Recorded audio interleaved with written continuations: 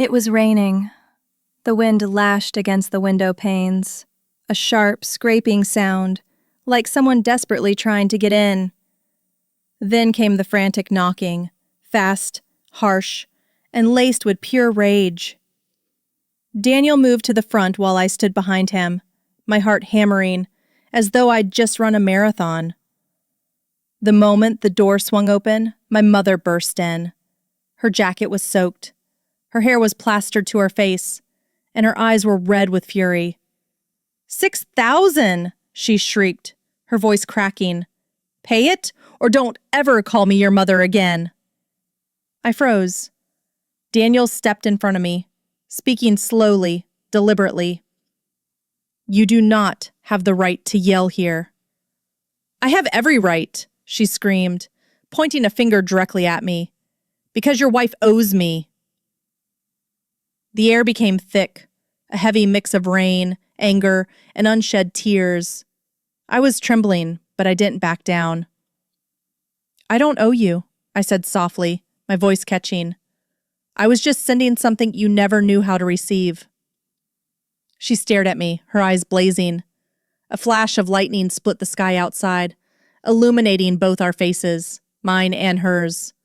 Two women standing on opposite sides of the same conviction, that we were the one who was right.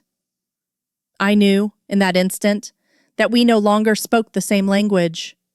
Between love and demand, there was only a thin, glass-like boundary, and tonight, it shattered. And if you want to hear the full story, I just wanted my mother's love, but all she wanted was the transfer. Please hit subscribe, and join me on this journey, where love, sometimes, begins the moment you dare to say, enough. The night was silent, as if the entire town had collectively held its breath. I jumped when the phone rang, the sound a sharp, invasive pierce in the darkness. The blue light from the screen flashed onto the ceiling, then across my face, pale, exhausted, and silently hoping for something better than what reality always delivered. I swiped the screen. My mother's voice came through, urgent and so angry it was almost brittle. "Piper, 6 months without a dime. $6,000 you owe me." I shot up in bed. The blanket fell to the floor, the fabric scratching my chilled skin. "Mom, I did send it. I send it every month." On the other end there was only sharp, familiar, ragged breathing. The same rhythm I remembered from childhood nights when she was angry and didn't need to speak a word. I looked around the room. It was steeped in just enough light to make everything seem alien. The clock read 2:17 a.m. Daniel was still asleep, his back to me, his breathing slow and even. I opened my phone, digging through the transactions. The lines of text glowed brightly. $1,000, every month, for 6 consecutive months. Daniel stirred softly. He leaned over, looking past the screen, his voice low and thick with sleep. "You did send it, though." I nodded slightly, my eyes glued to the figures. Then why does she say she didn't get it? No one answered. There was only the bank screen's light reflecting in my eyes, tired and wet. I touched the transfer icon, as if that simple action could somehow prove I was still a good daughter. In the ensuing silence, the phone vibrated lightly. A text from Mom. "Stop arguing. I haven't seen the money." I felt my heart slow down, as if it were plummeting into a nameless void. Outside, the wind hissed past the window frame. A cat scurried across the street, its shadow cutting across the dim porch light. Daniel sat up fully, placing a hand on my shoulder. "Hey, it's okay. Maybe it's just a mistake." I shook my head. "No, Mom doesn't make mistakes. She always remembers every number exactly." He fell silent, then just looked at me for a long time. I saw the screen's blue light reflected in his eyes, the same color as my fear. I shut the phone off, but the sound of her voice on the line still echoed in my head, like metal grinding on metal. $6,000. 6 months. 6 times I'd sent it and failed to earn her trust. For a moment, I thought about the old receipt envelopes in the wooden box on the shelf. For 10 years, I'd kept every single one, as if love also needed a paper trail to exist. Daniel squeezed my hand lightly. We'll figure it out, okay? I didn't answer. The light in the room blurred, leaving only the heavy, steady rhythm of my own heart. The night wasn't over, but I knew I wouldn't be sleeping again. In that moment, I couldn't tell which hurt more, that she doubted me, or that I still desperately wanted her to believe. Outside the window, the rain started to fall, slow and persistent. I let it be, watching each drop collect on the glass, like tiny, forgotten numbers, no one remembering what they were sent for. Dawn arrived as if it had been waiting right outside the door, thin and cold. The kitchen was submerged in the silver-blue light of a morning that hadn't quite awakened. The smell of unbrewed coffee mixed with a thick, heavy silence. Daniel placed his empty mug on the table, his eyes searching the spot where I'd been sitting since the night before. Maybe someone withheld the money.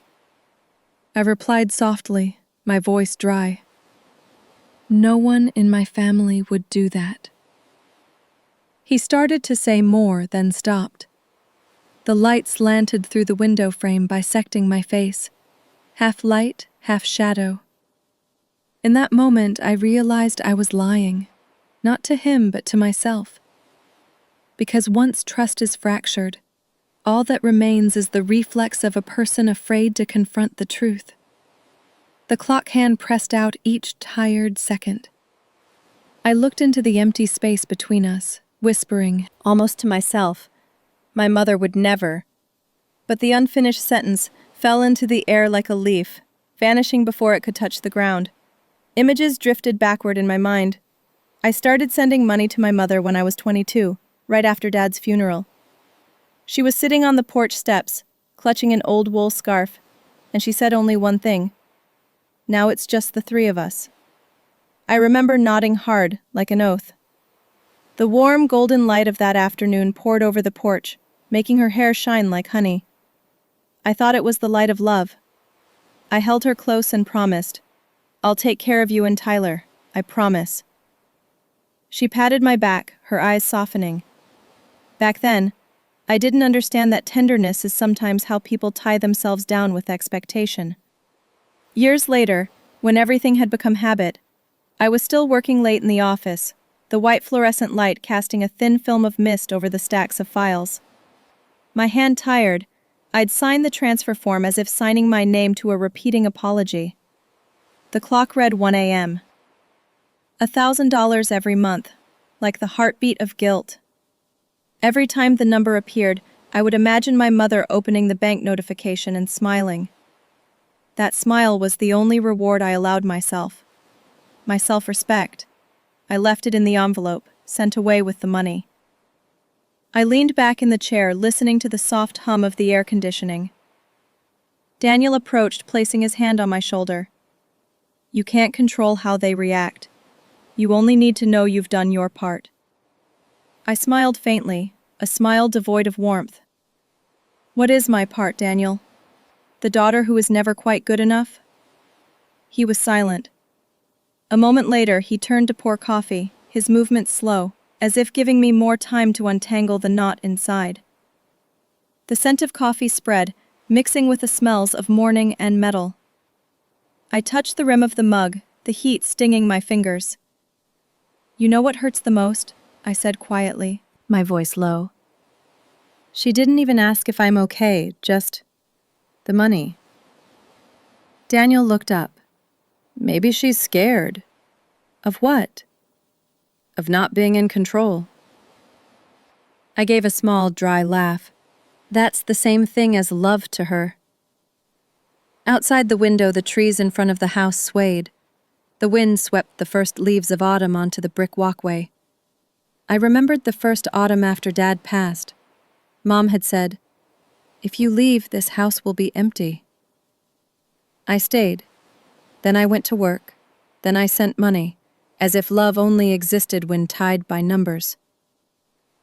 The room grew brighter. Daniel packed his laptop, preparing for work. He kissed me gently on the forehead, then paused. "Are you going to be okay?" I nodded. Yes. It wasn't until the door closed that I finally exhaled. The house returned to silence. I opened the drawer and pulled out the wooden box containing the old receipts. They lay stacked neatly, marked with dates, bank symbols, and my mother's name. I traced my finger over the faint numbers on the very first slip. 10 years ago. The same month. The same transfer. The same night I thought I was doing the right thing. I closed the lid, hearing the hinge creak softly. A thin sound, like the cracking of trust. The clock on the wall ticked steadily. 1, 2, 3. I counted along slowly, until everything dissolved into silence. The light brightened on my face, illuminating eyes that were no longer certain of anything. I whispered as if afraid to hear myself. Perhaps, to love and not be trusted is exactly how love begins to leave. I lifted my head, looking toward the window frame. A faint golden light pierced the curtain, landing on the mug on the table, spreading a thin streak of light. Trust, I thought, once shone like that. And then one day, it was just a fragile streak on a cold tabletop. The morning was misty, weak sunlight filtering through the kitchen window, touching the wooden table where the receipts were still scattered.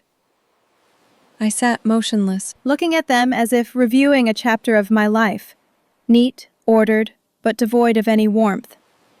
Daniel appeared, placing a mug of coffee next to me. The heat radiated out, mingling with the scent of old paper. He looked at me for a long moment, then asked, his voice so quiet it seemed reluctant to break the atmosphere. "Are you helping them? Or are you atoning?" I looked up. The morning light swept across his cheekbones, highlighting his exhaustion. I didn't answer. I just offered a faint smile, one that never quite reached my eyes. In my mind, I heard my voice. Not now, but from long ago. If I'm good enough, they won't leave. I leaned down, gathering the receipts into the wooden box. The rustle of paper echoed in the small room. I stored each slip, thinking they preserved family affection. But in truth, I was only storing proof of my fear of rejection. My hand stopped at the last slip. The date was yellowed. At the top corner of the receipt was my mother's handwriting, the signature I'd practiced copying when I was a child. On the floor, Maisie sat drawing, her legs crossed, her hair tousled by the sunlight.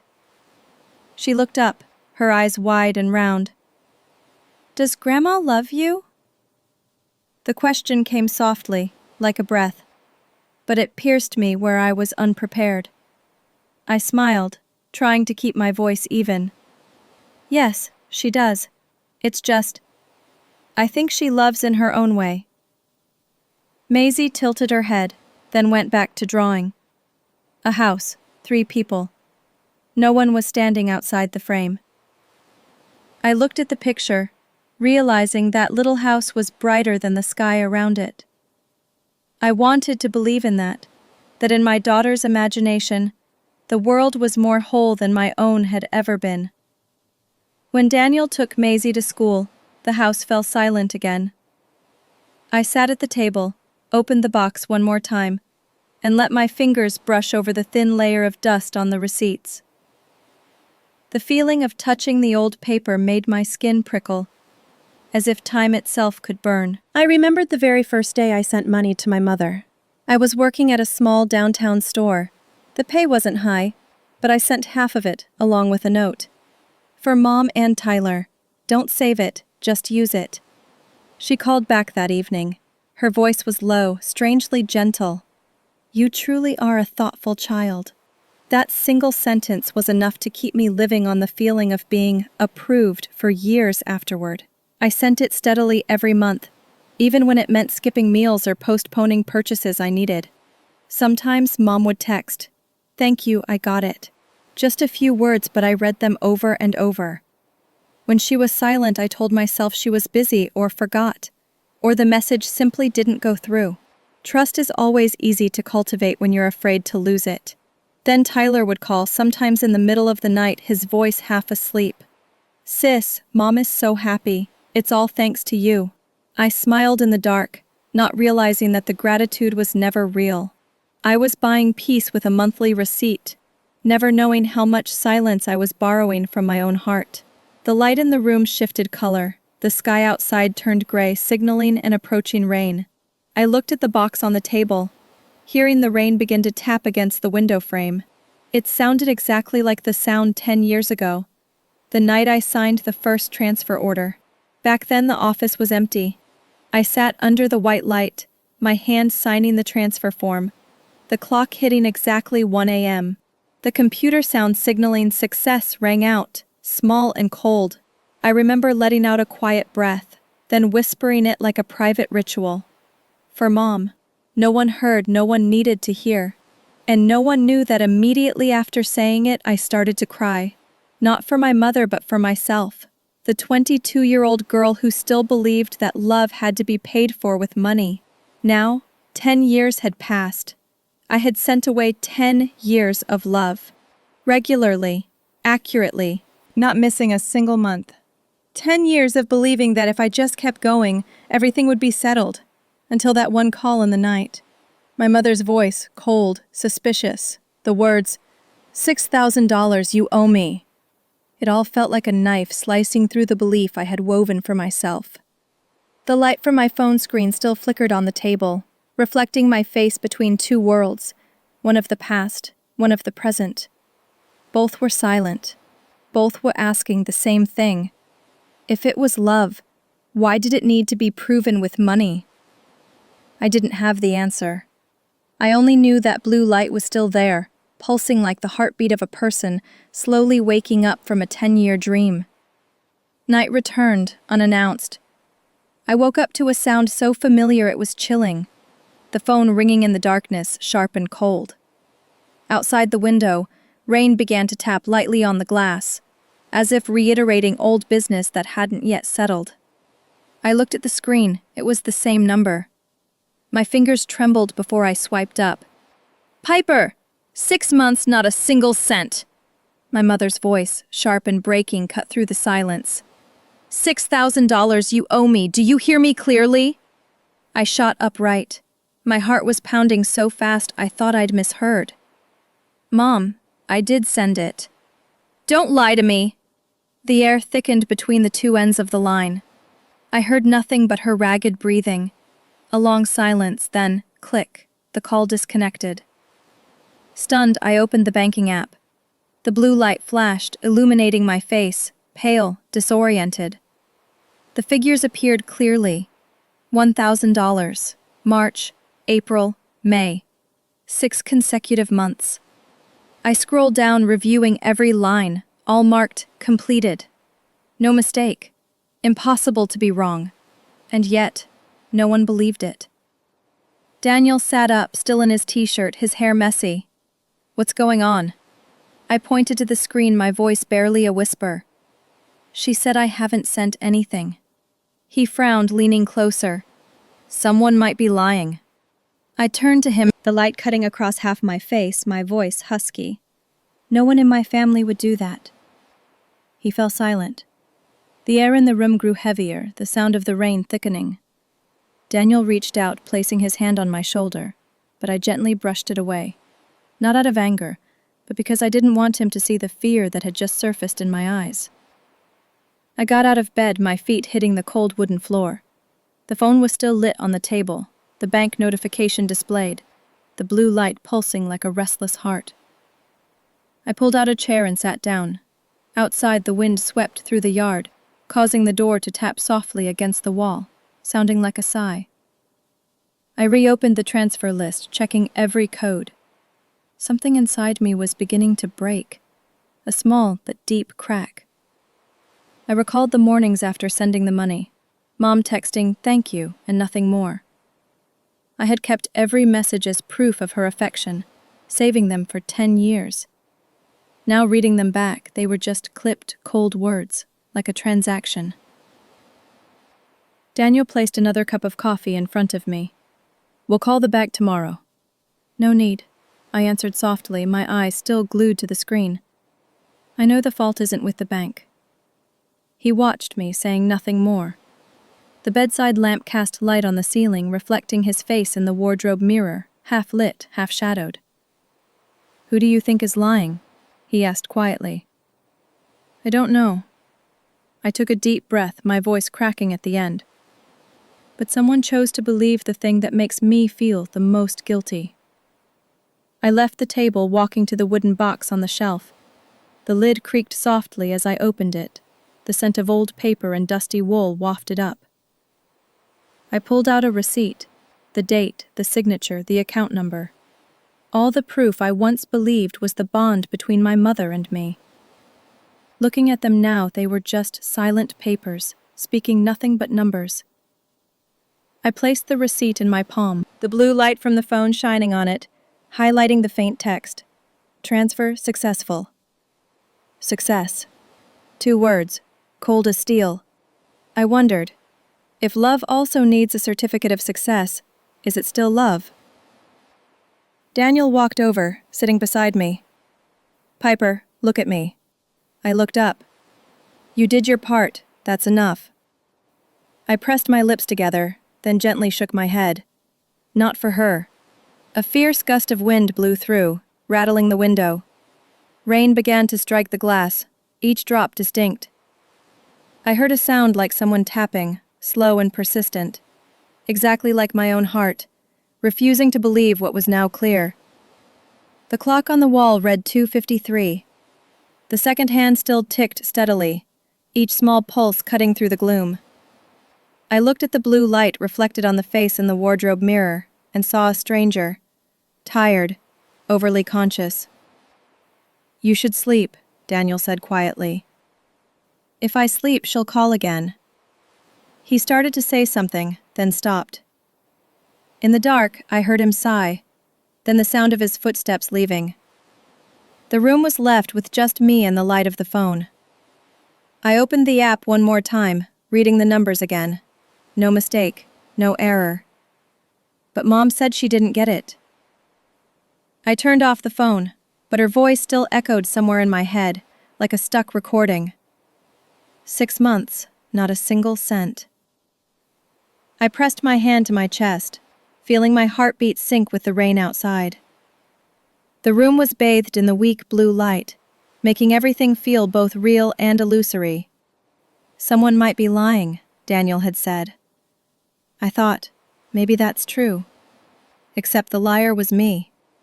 The one who had convinced herself that love could be bought with endurance. Outside the window, the rain hadn't stopped. I looked out, seeing my reflection in the wet glass, blurred, indistinct, like a soul learning to detach from the past. I put the phone down and turned off the light. The blue light vanished. Only the clock, the rain, and me remained. In a house silent as a tomb, holding the silent receipts. The morning passed in a silence as heavy as smoke. I sat at the dining table, still wearing the sweater from the night before, my coffee cold. The scent of rain lingered in the air, cold and damp, a reminder that I hadn't truly escaped the nightmare. Daniel stood by the window, silently looking out. Finally he spoke, his voice gentle. "Someone might have taken the money, Piper." I shook my head. "No, my mother wouldn't do that." The sound came out small, almost a whisper, but inside me it resonated like the shattering of something irreparable. Daniel walked closer, placing his hand on my shoulder. "You don't have to believe the worst right now." "I'm not believing the worst, I'm just believing in my mother." I said the words and felt like a stranger to myself. Outside, the rain fell. The drops hit the window pane, leaving long streaks like erased lines of text. I rested my elbows on the table, cradling my head, my breathing shallow. The sound of the rain disguised my silent sob, a kind of wounded music that only those who have lost faith can hear. I tried to inhale deeply, then opened my phone. The screen lit up, and my mother's face appeared. Cold light, her features magnified through the video call. That light made her look both real and distant. Every wrinkle, every blink seemed amplified into an accusation. "Mom, I did send it," I said, my voice trembling. "Send what?" she frowned. "The money. Over the last 6 months." "Stop lying, Piper, I haven't seen anything." I heard the rain fall harder, as if agreeing with her suspicion. I opened the bank app, holding the statement up to the screen. "Here is the proof." The screen reflected a blue light onto my face, wet, exhausted, empty. My mother leaned closer, staring intently. "That stuff can all be faked." I shook my head. "No one fakes these things, Mom. Do you think I'm stupid? I don't need proof, I just need the truth." Her voice turned cold. Every word dropped like a stone thrown onto a calm lake. I looked straight at the screen, at the woman who had taught me that love means endurance. "This is the truth, Mom." I sent it. Every month, every dollar. "Then where is it?" That question stopped my heart. She looked at me, her gaze sharp, as if trying to find the lie on my face. I opened my mouth, then closed it. There was nothing left to say. My mother sighed, the sound through the mic scratchy, distorted, and cold. "Tyler said you haven't sent anything. He's been taking care of me all this time." I froze. Tyler said that? He has no reason to lie. I looked down at the table, clutching the phone until my knuckles were white. "Maybe you should call the bank." "I don't need to call, I know you." Her voice suddenly dropped, almost gentle. "You always think you're right." The statement was so familiar it caused a physical ache in my heart. Daniel walked closer, gently touching my shoulder. "End the call," he whispered. "It's not helping." I shook my head. I have to let her see. He sighed, stepping out of the frame. I heard the door close softly, and the room was left with just the two women, one in the past, one in the present, both trying to prove they hadn't betrayed the other. "Mom, I just want you to trust me," I said, my voice catching. "Trust? You shamed me once. You send money to atone, not because of love." I opened my mouth, intending to object, but no words came out. She was looking at me with the same eyes from 10 years ago, when I had done something that disappointed her. That look still carried the same weight as when I was a 20-year-old daughter, more afraid of being abandoned than of being poor. "I don't even know who you are anymore." The sentence fell, cutting across every distance. Outside, a faint clap of thunder. My mother's image on the screen flickered for a moment, then stabilized. "Mom, I just want to—" "Don't say anything more." The screen went dark. The call ended. Reflected on it was my face, no longer tearful, only silent. I put the phone down, inhaled deeply, trying to keep my hand from shaking. The blue light faded, then extinguished. I looked to the side. Daniel was standing at the door, his eyes anxious but not intrusive. "She hung up?" "Yeah," I said quietly. "Just like that." He nodded, saying nothing more. The room was still bathed in the pale light. The rain had stopped, but water droplets clung to the window pane, reflecting my face, blurred, tired, and no longer sure if I had done right or wrong. I touched the blank screen, feeling the warmth of my palm leave a faint smudge. "Maybe," I whispered, almost to myself. "Proof means nothing when someone already decided not to believe." I sat still for a very long time. The wall clock ticked slowly. On the table, the bank statement was still open, the numbers straight and perfect. They said everything, yet proved nothing. Outside, the sky brightened, revealing a clear patch after the rain. I looked at the light, my heart strangely empty. In my mind, only the image of my mother on the screen remained, magnified, alien, like an old dream projected in the wrong color. That evening, the rain fell in sheets. The drops hammered onto the tin roof, a steady metallic rhythm, keeping time for an old, tired song. I sat in the living room, my phone on the table. The screen remained lit, the cold blue light shining on the ceiling, like an eye that never closed. My mother called again. No greeting, no question. Only the ragged breathing and the familiar, painful harshness in her voice. "I checked," she said, her breath catching. "It can all be faked. Do you think I'm stupid?" I froze. The words fell heavily, landing between us like a stone dropped onto a freezing lake. "Mom," I inhaled sharply. "Who are you talking to right now? Your daughter or a stranger?" Silence on the other end. I heard a slight metallic clink, perhaps a spoon hitting the side of a glass. A small sound, but enough to know she was still sitting in the old kitchen, where I had washed dishes hundreds of times, trying not to break anything. "You've changed, Piper. Since you got married, you're not the person I raised anymore. You raised me, yes, but you can't use that to measure my worth." My voice dropped, drained of strength. "I didn't send the money to atone. I sent it because I love you." "Love?" She chuckled faintly, a bitter edge to her voice. "You love me, but you dare call me a liar?"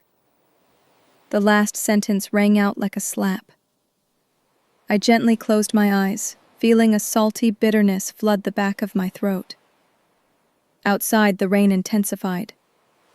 I stood up and walked toward the window. Lightning flashed, then vanished, leaving behind the smell of ozone and a creeping cold. Inside the room, only the open call remained. Mom was silent. I was silent. So silent I could hear my heart beating out of sync. "Mom, I don't want to argue. I just want you to see the truth. The truth is, you no longer trust me."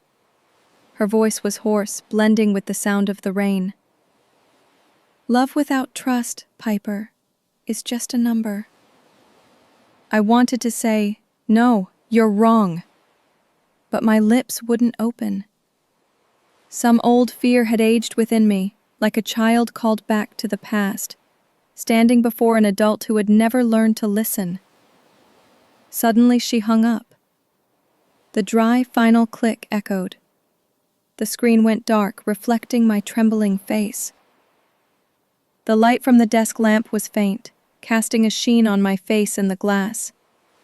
Wet eyes, and the empty gaze of someone trying to convince herself there was still something left to save. I sank into the chair. No more voices, only the steady ticking of the clock and the rain outside. I leaned over, hugging my head, pressing my forehead to my knees, a cold sensation spreading from my palms throughout my body. "I'm still your daughter," I whispered, my voice choked. "Why can't you see that?" No one answered. Only the sound of rainwater running down the gutter, falling steadily to the ground. Daniel appeared in the doorway, his hair wet, his coat still in his hand. "She hung up again?" "Yeah," I said softly. "Just like that." He nodded, not adding anything. He gently placed the coat on the chair. "Come here." I stood still, looking at him. The lamplight reflected in his eyes, the only source of warm light left in this house. I walked to him, letting him hold me.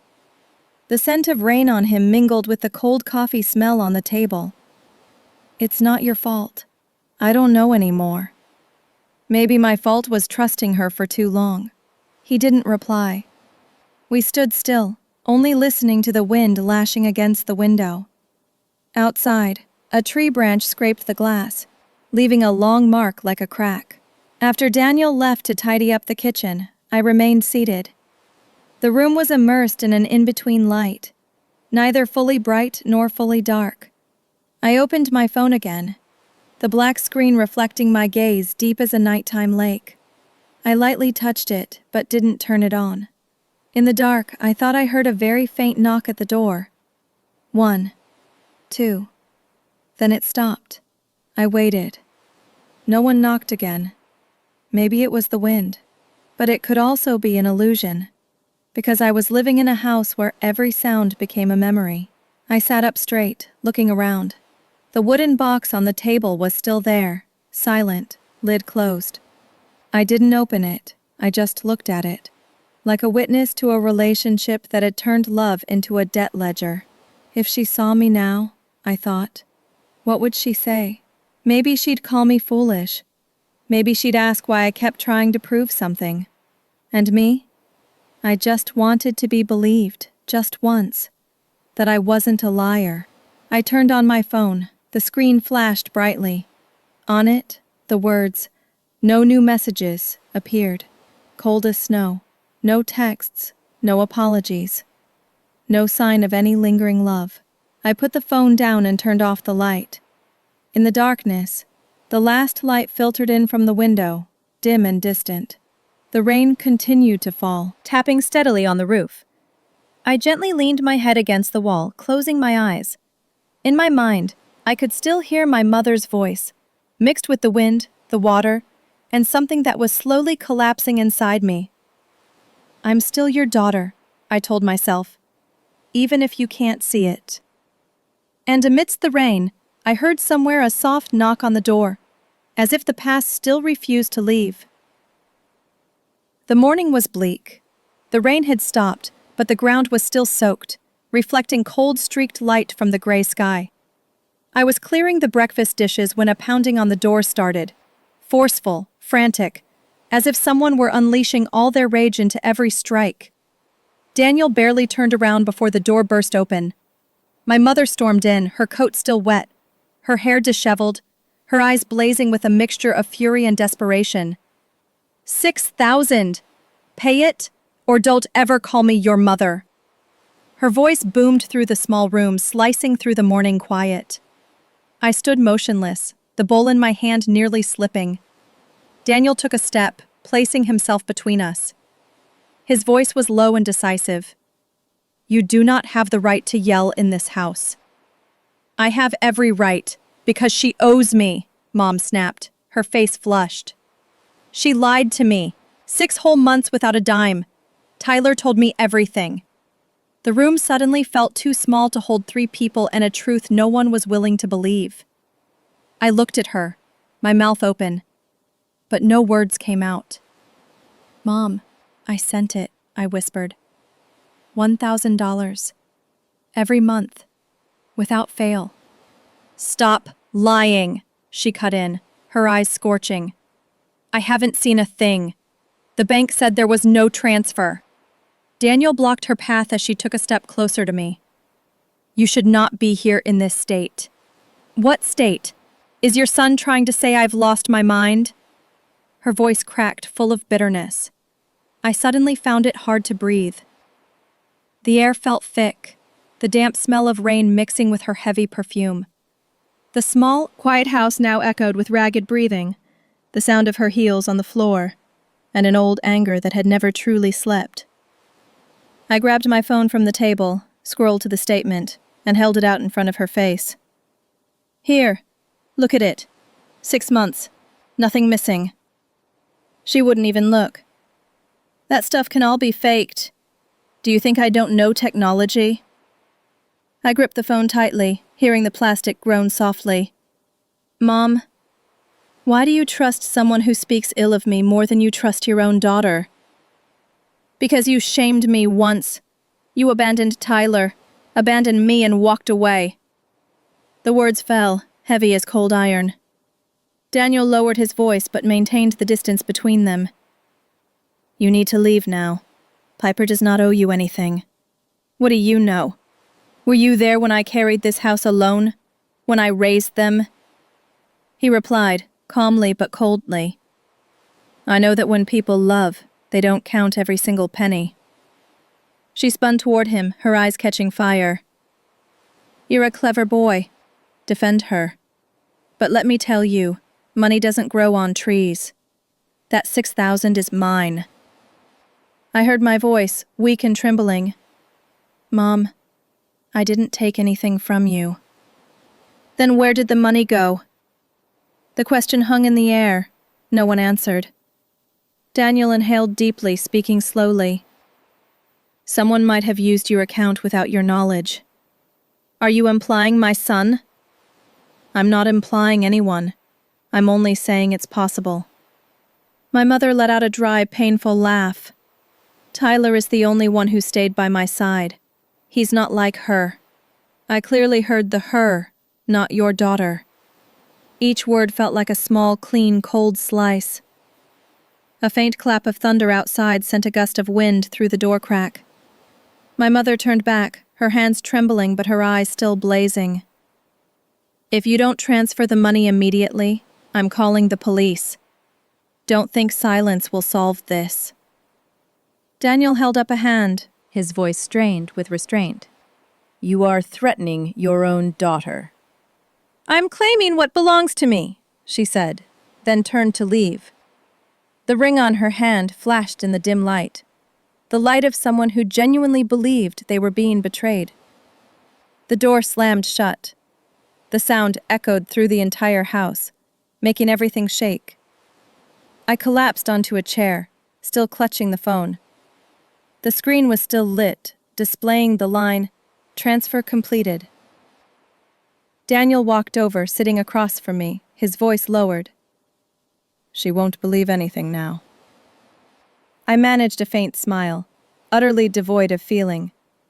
She never believed me, only believed what made her feel she was right. He was silent. A drop of rainwater from his hair fell onto the table, shattering. I'm tired, I said.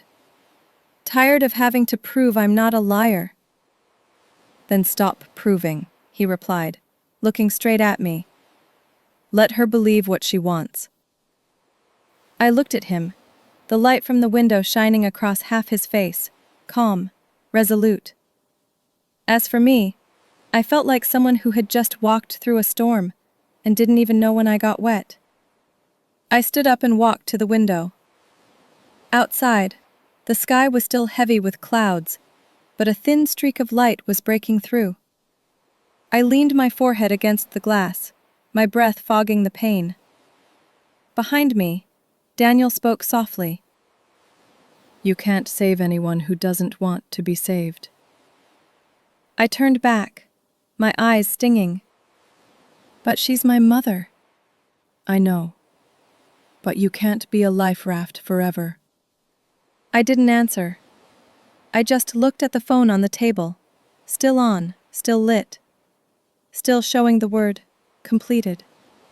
But once trust is shattered, no one can see a transaction as completed anymore. That night, the house was quiet. Daniel lay next to me, but I was awake, listening to the wind sweep through the trees outside. I remembered my mother's eyes, the look of suspicion, holding the kind of distorted love I grew up with. $6,000, 6 months, 6 accusations. It wasn't about the money. It was about the lost trust. I closed my eyes, whispering in the darkness, I don't owe her. I only owe myself, for being silent for too long. Outside, the wind still blew, carrying the smell of damp earth and something that had just left my heart. Light as a breath, but painful as a loss. The house was so silent I could hear the wall clock, steady, emotionless, like a heartbeat that belonged to no one. I stood in the middle of the room, surrounded by the chaos that had just passed. Tears welled up, but didn't fall. They simply pooled at my lash line, as if my body was too exhausted to even let them drop. On the floor, a few droplets from my mother's rain-soaked coat had yet to dry, shimmering under the faint light of the desk lamp. Her perfume still lingered in the air, mixing with the scent of cold coffee and stale lamp smoke. I still couldn't believe she had actually been standing here, screaming, accusing me, and then leaving without a backward glance. The door had slammed shut. That sound still echoed in my mind, heavy as a verdict. A glass broke in the sink, shattering without anyone touching it. Perhaps Daniel, while cleaning up, had fumbled. Then, silence. A strange quiet that was neither peaceful nor redemptive. Just the absence of everything familiar. Daniel returned. His voice was deep but chillingly calm. "Call Tyler." I looked at him. Why? To find out the truth. I wanted to say it was useless, that Tyler would only protect himself, but I picked up the phone anyway. My finger slid across the screen, pausing at the familiar name, Tyler Hale. I inhaled deeply, then pressed call. On the other end, the phone rang 3 times before a faint background music echoed. Tyler's voice, young, lazy, with a hint of mockery. "Sis?" His voice was light, as if nothing mattered. "What did you tell Mom?" I tried to keep my voice steady. "About what?" He chuckled. "If you mean the money thing?" Well, I just told the truth. Which truth? That you haven't sent anything for 6 months. She asked, I answered. Is there a problem? You know perfectly well I send it regularly. Yeah, I'm sure you do. But Mom didn't see the money. His voice slowed, full of innuendo. Maybe the bank messed up. Or maybe someone spent it before she knew. What are you saying? Come on, Piper. Don't act so surprised. I needed the money, and you already have everything. The statement was a gut punch. I fell silent, gripping the phone until my wrist ached. Daniel watched me from across the room, his eyes fixed on my slightly trembling hand. I heard my voice escape, thin as a thread. You took my money? Don't be so dramatic, Tyler sneered. The money is still in the family, still for Mom. No, it's not. You withdrew it before she saw it, didn't you? A brief pause, then a laugh. Don't act like you've never done anything wrong. Mom loves me, and she needs me. You have Daniel, a house, a perfect life. $6,000 is nothing to you. It's not about the money, Tyler. My voice was shaky but clear. It's about respect. Respect? He burst out laughing. What do you have that people should respect? I held my breath. His voice came through, almost like a slap from the past. Since we were kids, you always wanted to be the good daughter. Mom said jump, you jumped.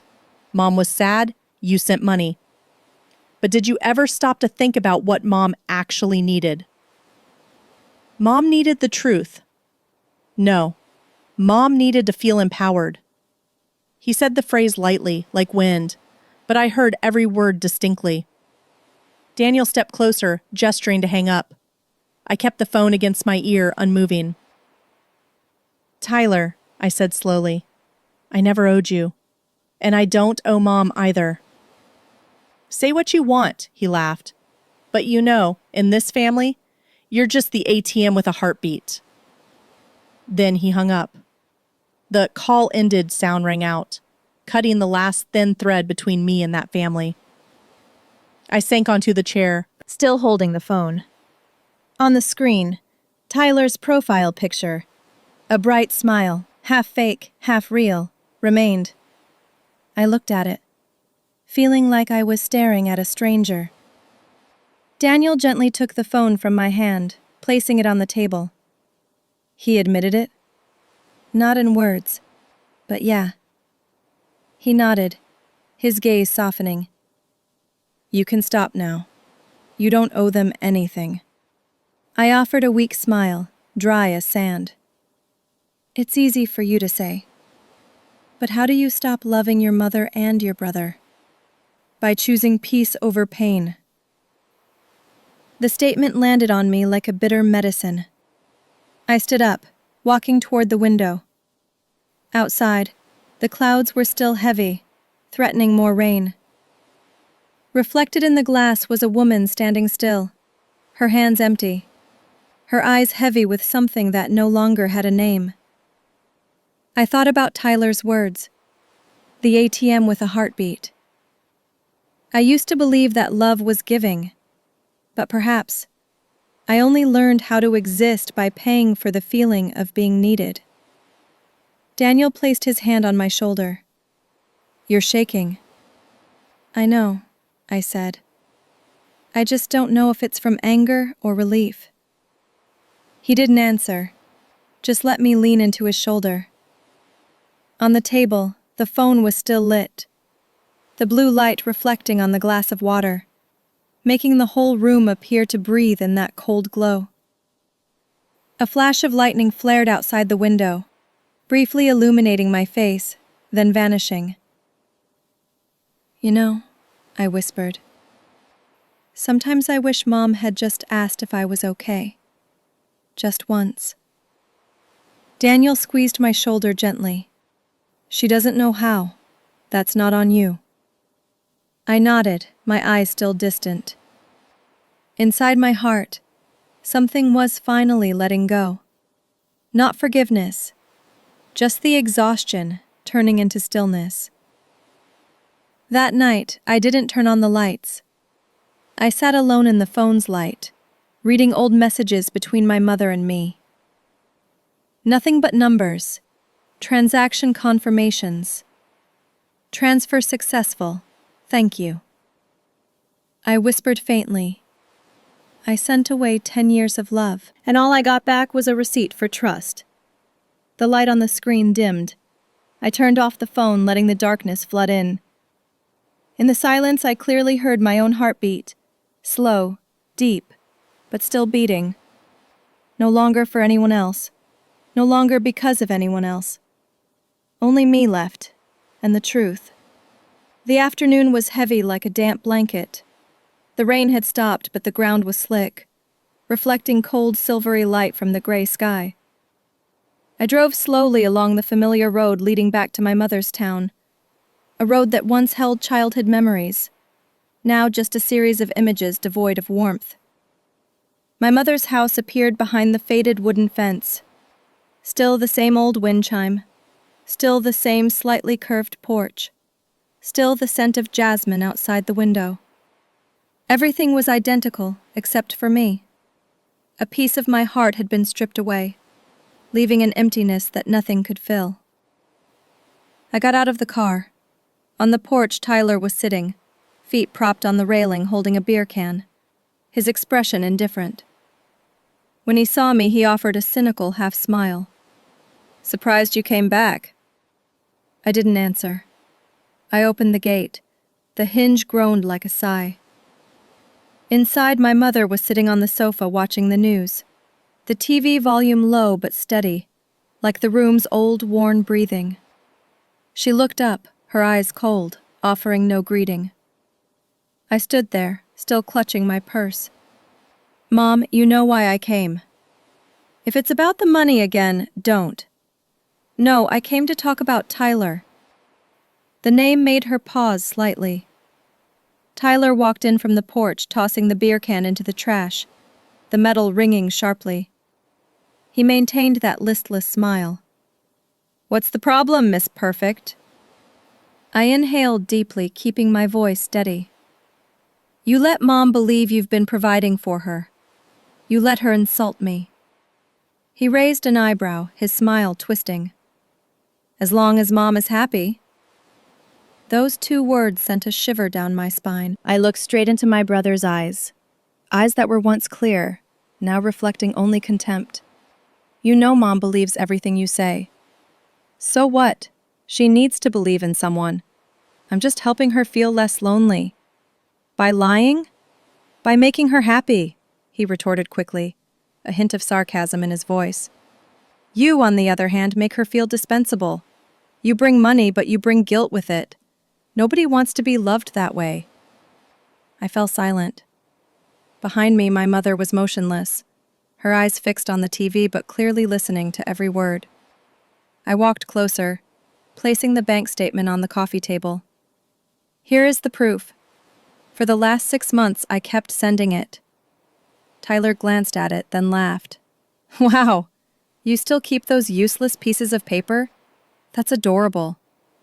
"Stop mocking me, Tyler." Seriously, Piper. You always need to prove you're right. But sometimes being right means nothing. Mom just needs someone nearby. Nearby to take advantage of her? He shrugged. You call it taking advantage. I call it family. I turned to my mother.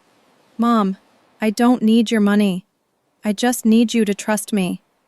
Trust? She looked up, her eyes icy. Trust a daughter who only sends money through a screen and then disappears for years. I work. I live my own life. But I never abandoned you. If you truly cared, you'd be here. Her voice trembled, not just with anger. I saw a flicker of fear in it. Fear of loneliness. Fear of being left behind. Fear of losing control.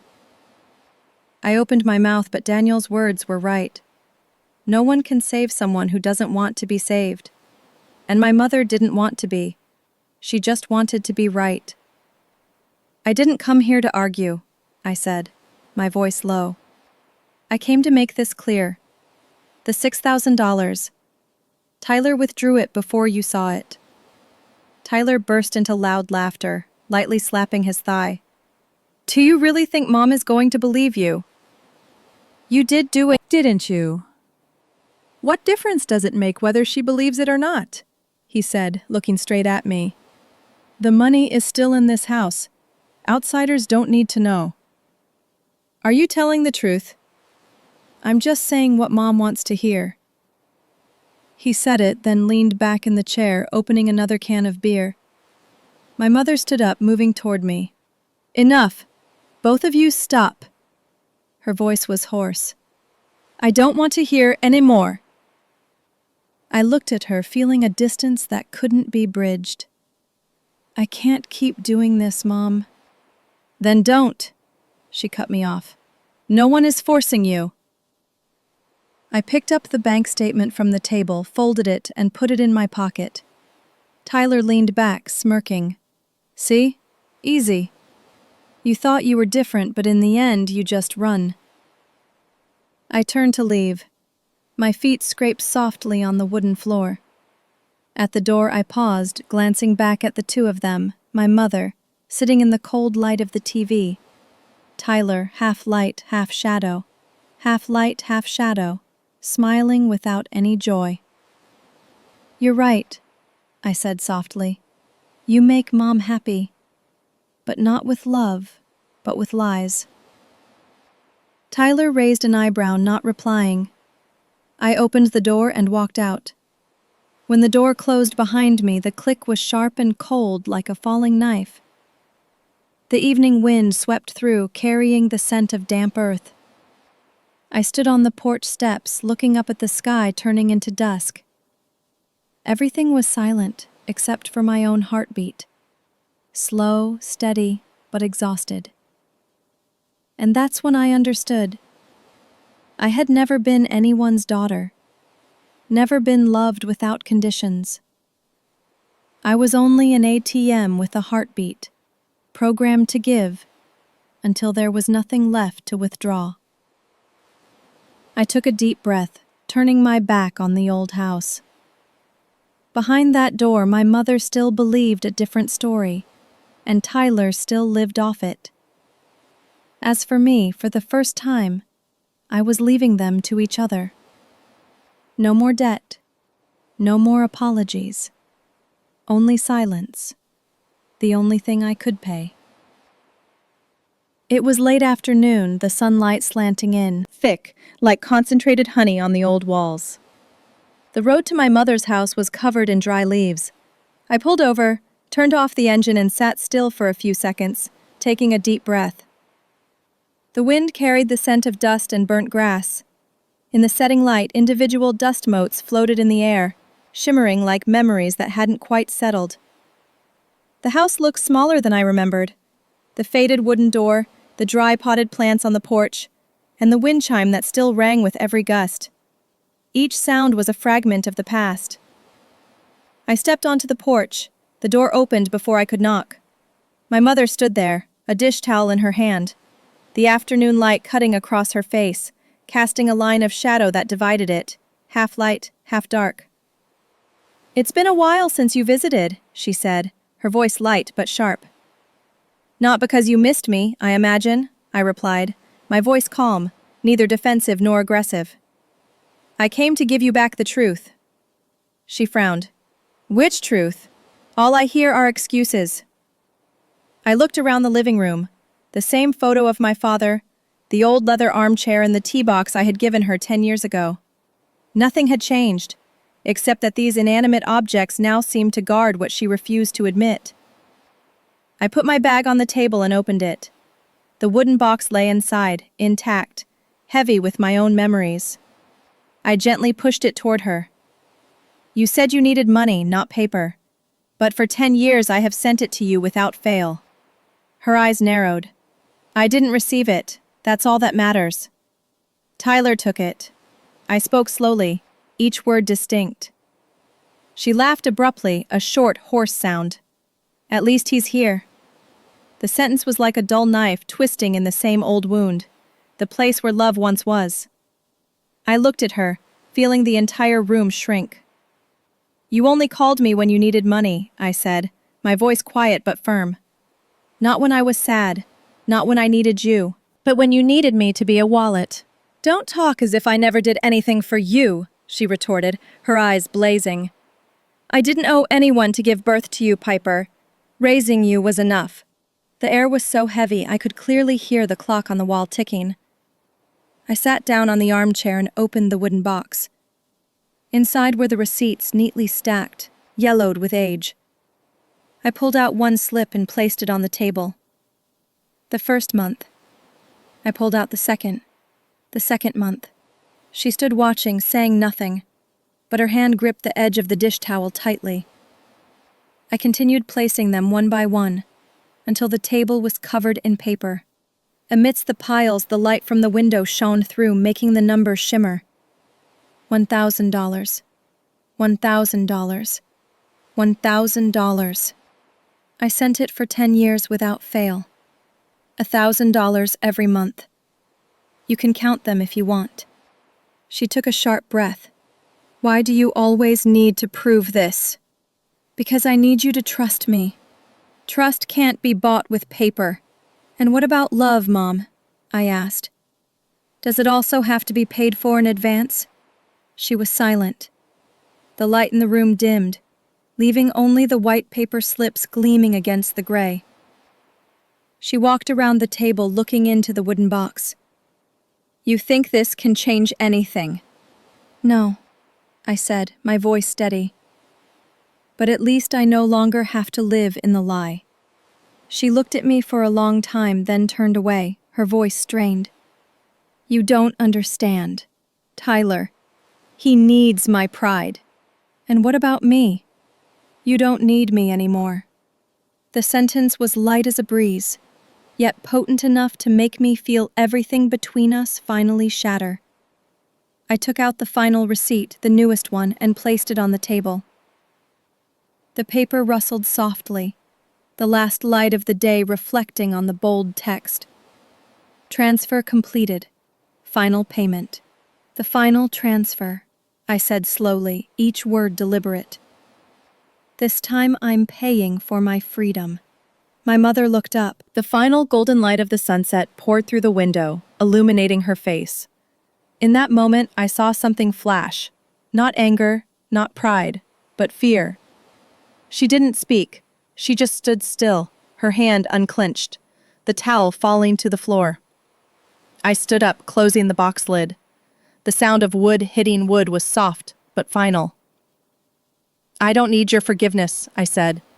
I just need you to stop turning love into debt. There was no answer, only the light outside fading away. I turned my back. As I stepped out the doorway, the late afternoon light hit my eyes directly, blurring everything. Golden dust motes floated and drifted in the air. I paused on the threshold, feeling as if someone was watching me from behind, but I didn't turn back. In my mind, my mother's voice echoed, not the recent words, but the voice from years ago. Don't forget who raised you. I quietly answered in my heart, I never forgot. I just learned how to live without pain for affection. On the drive home, the last of the sunlight slid across the car window, illuminating my face. Behind me, my mother's small house shrank in the rearview mirror, smaller and fainter, until it was only a gray streak against the twilight. I thought, perhaps every breaking point between a mother and daughter begins with an honest word and ends with silence. Dusk fully descended. Shadows dissolved on the road, and I, for the first time, felt light. After I placed the final receipt on the table, the room settled into a thick silence. My mother stood motionless, suspended in the remnant light of the afternoon. The last rays of sun slid past the window, illuminating her aged face, cold and proud. She didn't speak. She didn't move. She only looked at me with the eyes of someone who had just been stripped of the only thing that made them feel powerful. I waited a few more seconds, but there was nothing left to say. I turned and walked away. As I stepped onto the porch, the fading light enveloped everything. The air was thick with golden dust and the scent of damp wood. I left, my shadow stretching long across the cracked brick path, gradually dissolving in the rapidly setting light. Behind me, the door to my mother's house closed with a sound so soft it felt like only the wind. No call, no goodbye, no be careful, my child. Only a chilling silence. The kind of silence people create when they no longer wish to acknowledge familial ties. The drive home was long and slick as the dew began to fall. I turned on the car lights, but the illumination wasn't enough to expose the entire winding road ahead. The rearview mirror reflected my face, tired, empty, and fixed in an expression I couldn't name. When I arrived home, Daniel was waiting. He was sitting at the table, the warm yellow light shining on his clasped hands. He didn't ask. He didn't guess. He just looked at me for a long time. I took off my coat, hung it up, and sat down opposite him. Between us lay the wooden box, the item I had left at my mother's, now back with me. Inside were still the receipts, witnesses to 10 years of love and endurance. I opened the lid. The scent of old paper and dust rose up. So familiar, it made me want to weep. I picked up one slip. The light from the table lamp shone on the faint printed words. Transfer completed. I remembered how happy I used to be when I read that line. Now, it was only evidence of blindness. I smoothed the paper, looking at the blurred ink in the corner. I sent it for 10 years without fail, I whispered, as if repeating it to myself. Daniel poured 2 cups of tea. He didn't touch me. He just pushed 1 cup toward me. You don't have to read them again. I looked at him. If I don't read them, I'll forget why I had to stop. He nodded slightly, then leaned back in his chair. Okay, just don't drown in it. I continued flipping through the receipts. June, July, August. The numbers were regular, perfect, never missing a beat. I thought about the nights I worked overtime, my hands trembling with fatigue, yet still making the transfer on time, as if that act alone kept my family from falling apart. Every month I sent away a piece of my self-respect, I said softly. It was like paying a fee to be loved by my mother. Daniel was silent. The yellow lamplight reflected in his eyes, deep and sad. You can't save someone who doesn't want to be saved, he said gently, each word slow. I stopped, looking up. Who do you think I was trying to save? Your mother, Tyler, and the old version of you. I lowered my head. The tea in front of me was cold. The scent of mint dissolved into the air, faint and clear. If I stop, they'll hate me. Better to be hated for your truth than loved for your guilt, he replied, his voice deep and certain. I pressed my lips together. The phrase echoed in my mind like the ticking clock on the wall. Outside, the wind picked up. The curtain swayed gently. The table lamp cast my shadow onto the wall, faint, long, trembling. I looked at my shadow, then at the box. It used to be a symbol of family ties. Now, it was only a container for emotionless transactions. I touched the lid, my palm cold. Mom taught me to be grateful. But it seems in that house grateful meant know how to be silent. Daniel stood up, walked behind me, and placed his hands on my shoulders. You don't owe her your silence either. I turned, my eyes meeting his. I'm afraid. If I stop, I'll lose everything. Sometimes losing everything is how you find yourself. I didn't answer. I just nodded softly, then closed the lid of the box.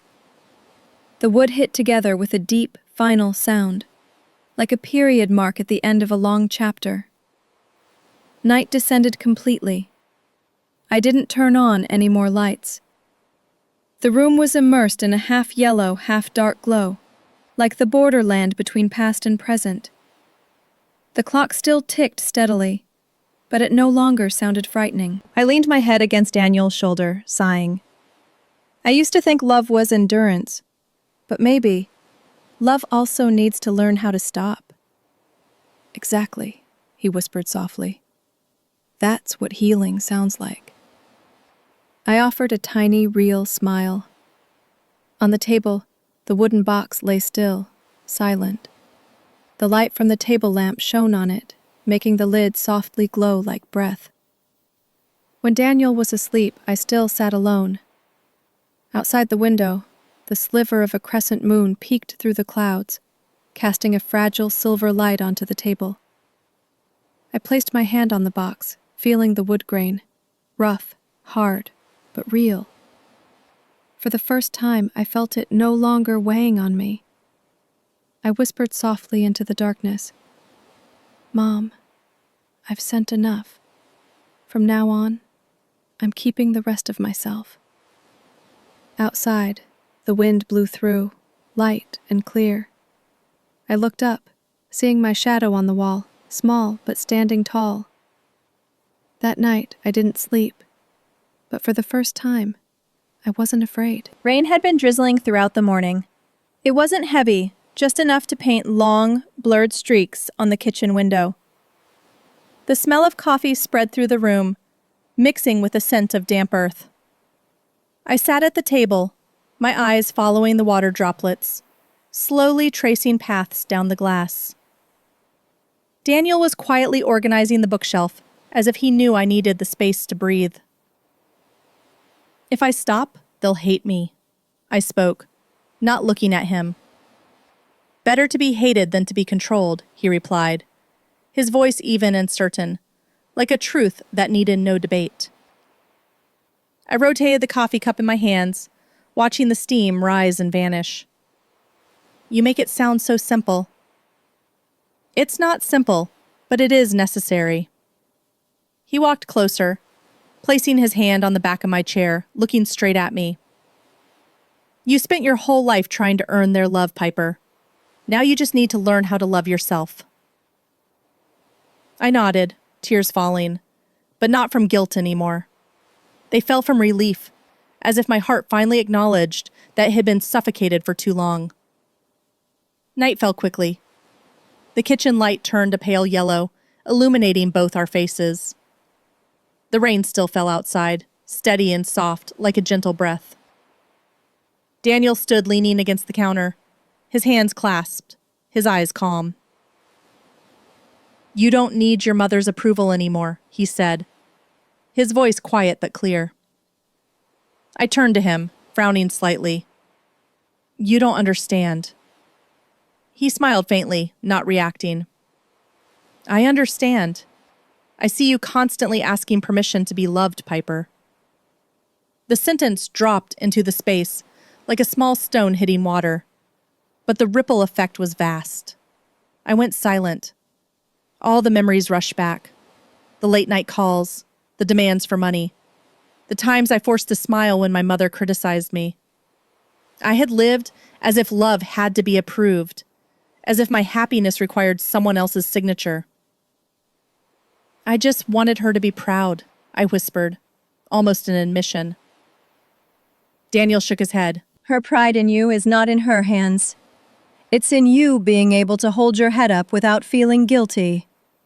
He took a step closer, the light from the bulb casting a narrow band of light across half his face. Be proud that you stopped, he said slowly, almost a whisper. I looked at him. The kitchen light made his eyes look deeper, more peaceful. There were no more words to argue, only my long exhale and the rain outside. I realized all these years I didn't truly want her pride. I just wanted her to look at me once without measuring, without checking, without suspicion. But perhaps a person accustomed to holding power will never see anyone as an equal. Daniel sat down next to me. You don't need to win her back. It's not about winning, I replied. It's about not losing myself again. He nodded, a small smile fleeting across his face like a weak light in the rain. Then you're already doing it. I stood up and walked to the window.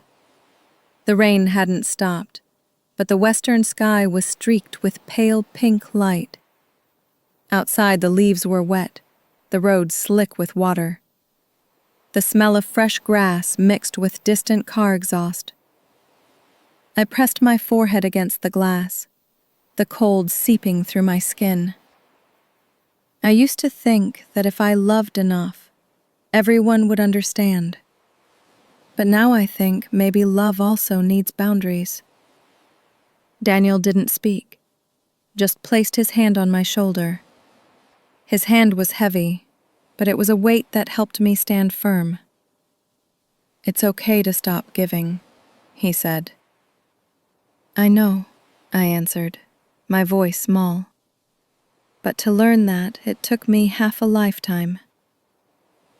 The room smelled of rain and mint tea. The wooden box still lay on the table, silent, like a witness who had stopped testifying. I walked over, lightly touching the lid. I'm not going to burn it, I said. Not yet, at least. Daniel raised an eyebrow. Why not? Because it reminds me how foolish I once was. And I want to look back at that, so I never become that person again. He smiled, then lifted his teacup to his lips. That's your freedom talking. I looked at him, then looked out the window. The rain was beginning to subside. The sky was fading, the light slowly returning. I went to the cabinet, pulled out a small notebook, and wrote a few lines. The handwriting was shaky but real. Today, I realized I don't need to be approved, only to find peace in my own heart. I closed the notebook, sighing. The feeling in my chest was like a wound finally closing, still sore, but no longer bleeding. Daniel came close, speaking softly. You're breathing differently. I smiled, maybe for the first time. When he went out to the port, I turned off the kitchen light. The last light reflected on the countertop, where the wooden box still lay still. I looked at it one more time. I no longer saw it as a burden, only as evidence that love cannot be measured by obligation. I whispered softly, Mom, I've stopped. Not to prove a point, but to remain myself. Outside, the sky was gradually brightening. I breathed freely for the first time. No need for permission. No need for anyone's approval. Only me and the peace that had finally returned. Morning came earlier than I expected. There was no rain, only a pale light filtering through the blinds, soft as the day's first breath. The house was silent. Daniel was still asleep. The clock on the wall pressed out each steady tick, reminding me that today would be different, not because something new was happening, but because I was about to stop. I made coffee and sat down at the kitchen table. The aroma of roasted beans spread through the room, warm and just bitter enough. In front of me was my phone. The screen lit up as I opened my old messages. Recipient, Tyler Hale. I typed slowly, each word heavy. You took my money. It's over. Only 8 words, but they carried the weight of 8 years. I looked at the message, my hand trembling slightly, as if I were personally cutting the cord to the past. The cursor blinked. I was about to hit send, but then, at the last second, I stopped. I took a deep breath, looking at my face reflected on the screen, blurred, pale, but calm. I deleted the message. Then I opened the banking app. The account number appeared. Recipient, Evelyn Hale. Note, monthly support. I stared at it for a long time. For 10 years, I had repeated this exact action, every month, at the same time, with the same movement. It was like a ritual, like a prayer that no one was listening to anymore. My finger moved to the transfer button, but instead of tapping send, I selected cancel. The cold line appeared on the screen, transaction canceled. I sat still, no feeling of triumph, no feeling of loss, just a profound, clear stillness.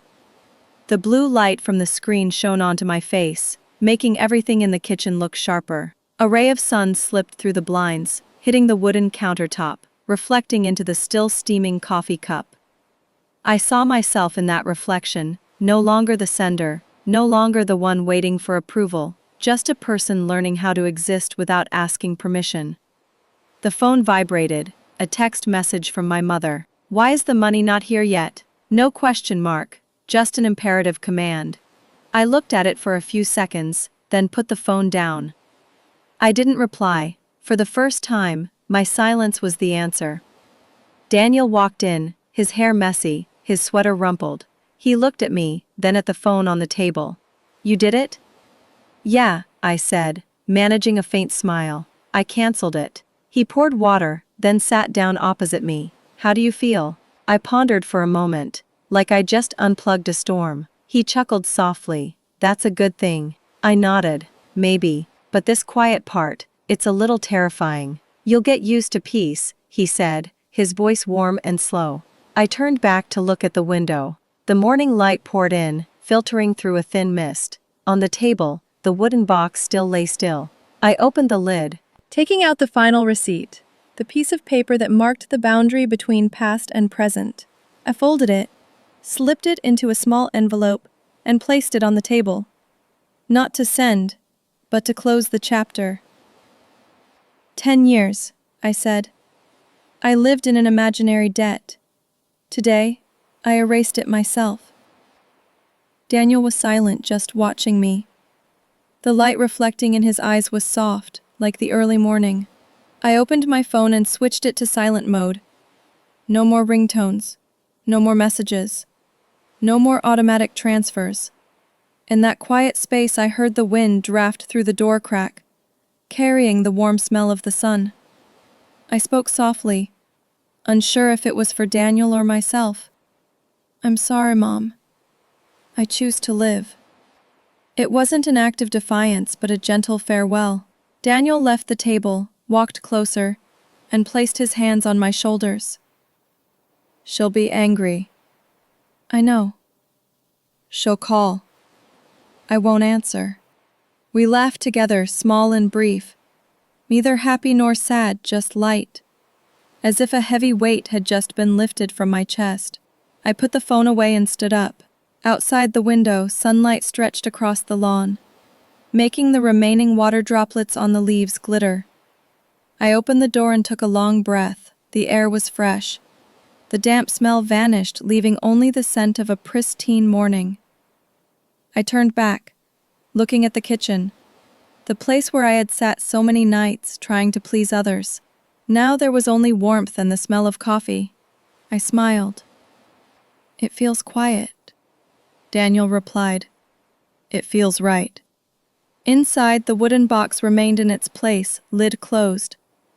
I didn't need to burn it today, because for the first time it held no power over me. The light streamed through the door, touching the table, creating a long band of light, thin, pure, and peaceful. I spoke softly, almost whispering to myself, "This is what freedom looks like." And in that moment, I knew I had truly chosen to live. The night passed in silence. No phone ringing, no wind rattling the windows, nothing but the slow, even rhythm of my heart, steady and clear, as if I were truly hearing it for the first time. Daniel had been asleep for a long time. I lay beside him, my eyes open to the ceiling, the light from the bedside lamp casting pale streaks on the walls. The room was bathed in a gentle yellow tone, so quiet I could hear the clock on the nightstand. Each tick was a reminder that I was still here, no longer living in anxiety, just existing, simply and truly. I turned, looking toward the window. The sky outside was dark, but no longer the solid black of the old nights. A faint moonlight spilled onto the table, reflecting on an unwashed teacup, on the silent wooden box on the shelf. "I did it," I whispered, as if talking to myself. I stopped. There was no reply, only Daniel's slow, steady, warm breathing. Around 3 in the morning, I was still awake. Just as my eyes were about to close, a small light flashed in the room, the phone screen, a new notification. My heart gave a tiny clench, an old reflex I hadn't yet managed to shed. I reached for the phone. The screen was bright, illuminating my face with an unfamiliar blue light. It wasn't from Mom, it wasn't from the bank. It was just an advertisement. I sighed in relief, then laughed softly. My finger paused on the screen, not because of the message, but because I realized I wasn't afraid anymore. When dawn arrived, light slipped through the curtains, the backdrop bright and gentle. The kind of peace people often talk about, which I never believed was real. The air in the room was cool and still. Daniel opened his eyes, turned, and smiled softly. "You didn't sleep much." "It's okay. I needed the quiet." I brewed more coffee, letting the heat rise and blend with the morning light. Outside, birds chirped, their voices clear and delicate. I sat down and opened my phone. A new message. From Tyler. The text was short, sharp, and cold. "Mom is sick. Send money." Just 4 words, no greeting, no punctuation. It was like every other message he had ever sent. Quick, cold, and so familiar I could have predicted every word before reading it. I stared at the message for a long time. No anger, no pain, only a calm, empty space in my chest. Daniel looked up from his newspaper, his eyes meeting mine. "From him?" I nodded. Same words, same tone. He put the paper down, walked closer, and sat down opposite me. "What are you going to do?" I looked back at the screen, my finger hovering over the reply button. Then I deleted it. Just a tap. The message vanished. The screen was blank again, reflecting my composed face. Daniel nodded gently.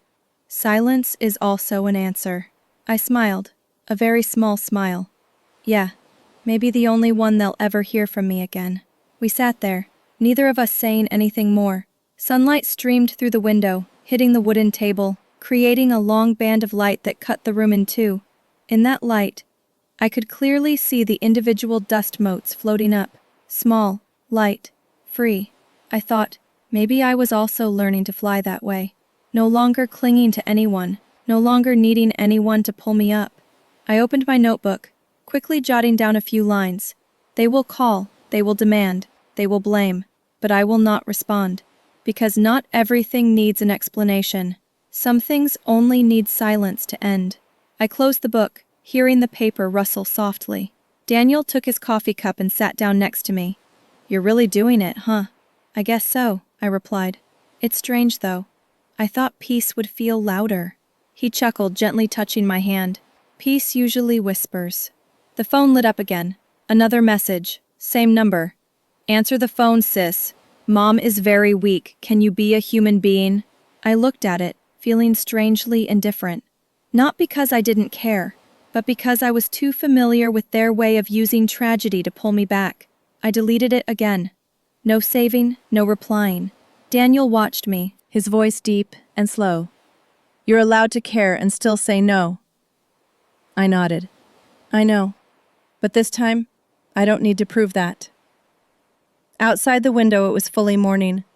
Sunlight covered the porch, touching the remaining dew on the leaves. I left the table, opened the door, and stepped out. The morning wind was cool and gentle. The scent of coffee still lingered inside the house. Behind me, the phone vibrated again. I didn't turn back. It could be Tyler. It could be Mom. But now I understood. Silence is also a language. And sometimes, it's the only language strong enough to say that I am done. I walked out to the porch and sat down on the old wooden steps. The light touched my hands, gradually warming them.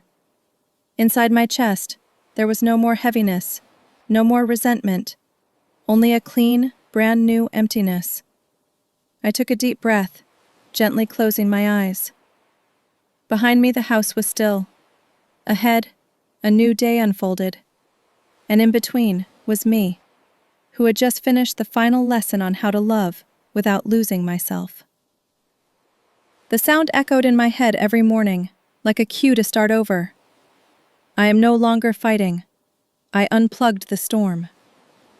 After so many years of fighting with silence, with bank transfers, with apologies no one cared to hear, I learned how to turn off the noise within myself. This morning was gentle. Sunlight poured through the kitchen window, reflecting off the wooden counter, casting a soft yellow hue over everything. The coffee steam rose faintly, like mist. I stood there, pouring coffee, listening to the brown liquid fall into the porcelain mug, the soft pouring sound like a steady heartbeat. Daniel was sorting papers at the corner of the table. For the past few days, he had been helping me organize things I had avoided: bank contracts, confirmation letters, old transfer authorizations. The pieces of paper that once made my hands tremble when signing them were now just evidence of a period I mistakenly called love. He looked up, his voice calm. "Lawyer will call this afternoon, just to confirm the cancellation." "All right," I replied, then added quietly, "Funny how freedom also needs paperwork." Daniel smiled faintly, offering no reply. Outside, the birdsong mingled with the distant sound of early morning traffic. Maisie ran in from the living room, her hair messy, clutching a piece of colored paper. She stopped in front of the table, taking a deep breath. Her cheeks flushed. "Mommy, look!" I dried my hands and sat down. She held up a drawing. The lines were scribbled but bright. A house, the sun, 3 people holding hands. On the roof, written in red crayon, were the words, "Our family is happy." I looked at it, my heart clenching. The vibrant colors, yellow, green, orange, were such a stark contrast to my own memories of what was called family. "Our family is happy," she repeated, her voice certain, as if afraid I hadn't heard clearly. I smiled, my voice still a little hoarse. "Yes, it's real for the first time." Maisie climbed onto the chair, leaning against me. Daniel sat down next to us, the morning light cutting across all 3 of us. I suddenly thought, perhaps happiness looks this ordinary. Not dramatic, no tears. Just the peace we were once so afraid to lose. I placed the drawing on the table, amidst the stacks of papers and the coffee cup. The red crayon smeared a little onto my finger. The sensation was real, warm, and vivid. "Mommy, where should we hang this?"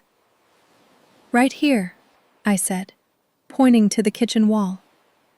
where Mommy can see it every morning. Maisie smiled, nodded, and ran off to find tape. Daniel watched her go, then turned to me. She's right, you know. About what? About happiness. It's real this time. I was silent. Deep down, I knew he was right. But to truly believe it, I needed a little more time. For the hand that was once so used to clenching, to finally dare to relax. At noon, the lawyer called. His voice was dry, precise. Miss Hale, this call is to confirm the termination of financial obligations between you and Mrs. Evelyn Hale, effective immediately.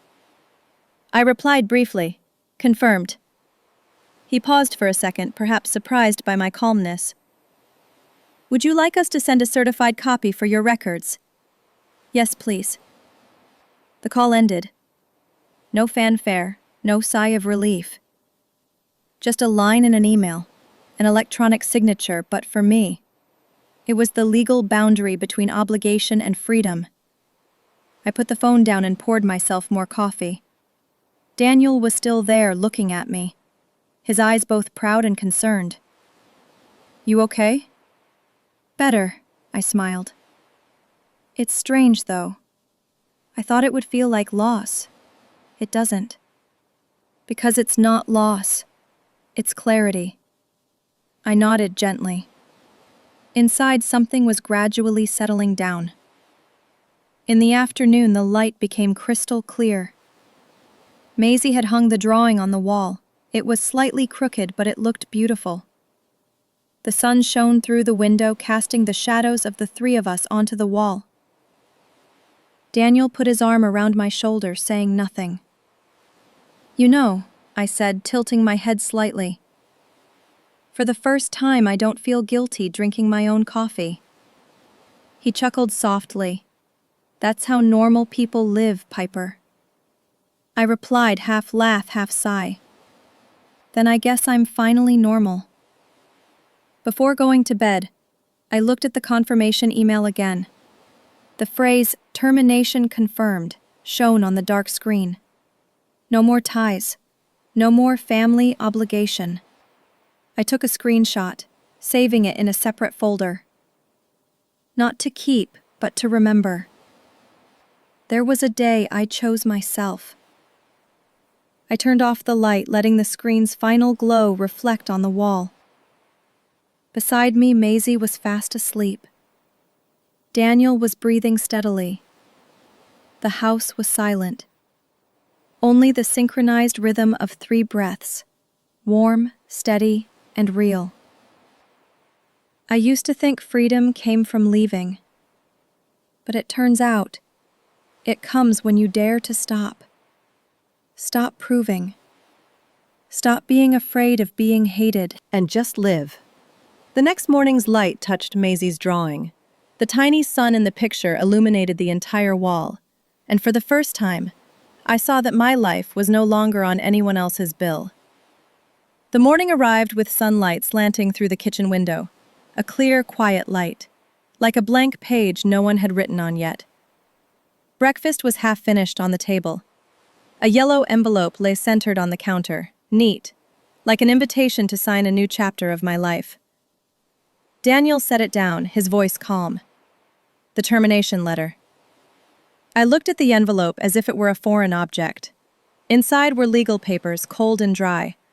But I knew they held something no law could define. The final barrier between me and the past. Daniel poured more coffee, pushing the mug toward me. You don't have to do it now. I shook my head. No, I do. If I wait, I'll find another excuse. He was silent, just gently raising his eyes to look at me. I pulled the envelope toward me. The paper rustled. The scent of ink and fresh print was sharp.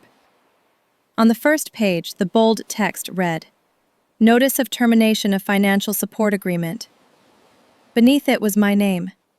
I read it again and again, as if I had never truly seen my name among those legal lines. I recalled all the times I signed transfer papers.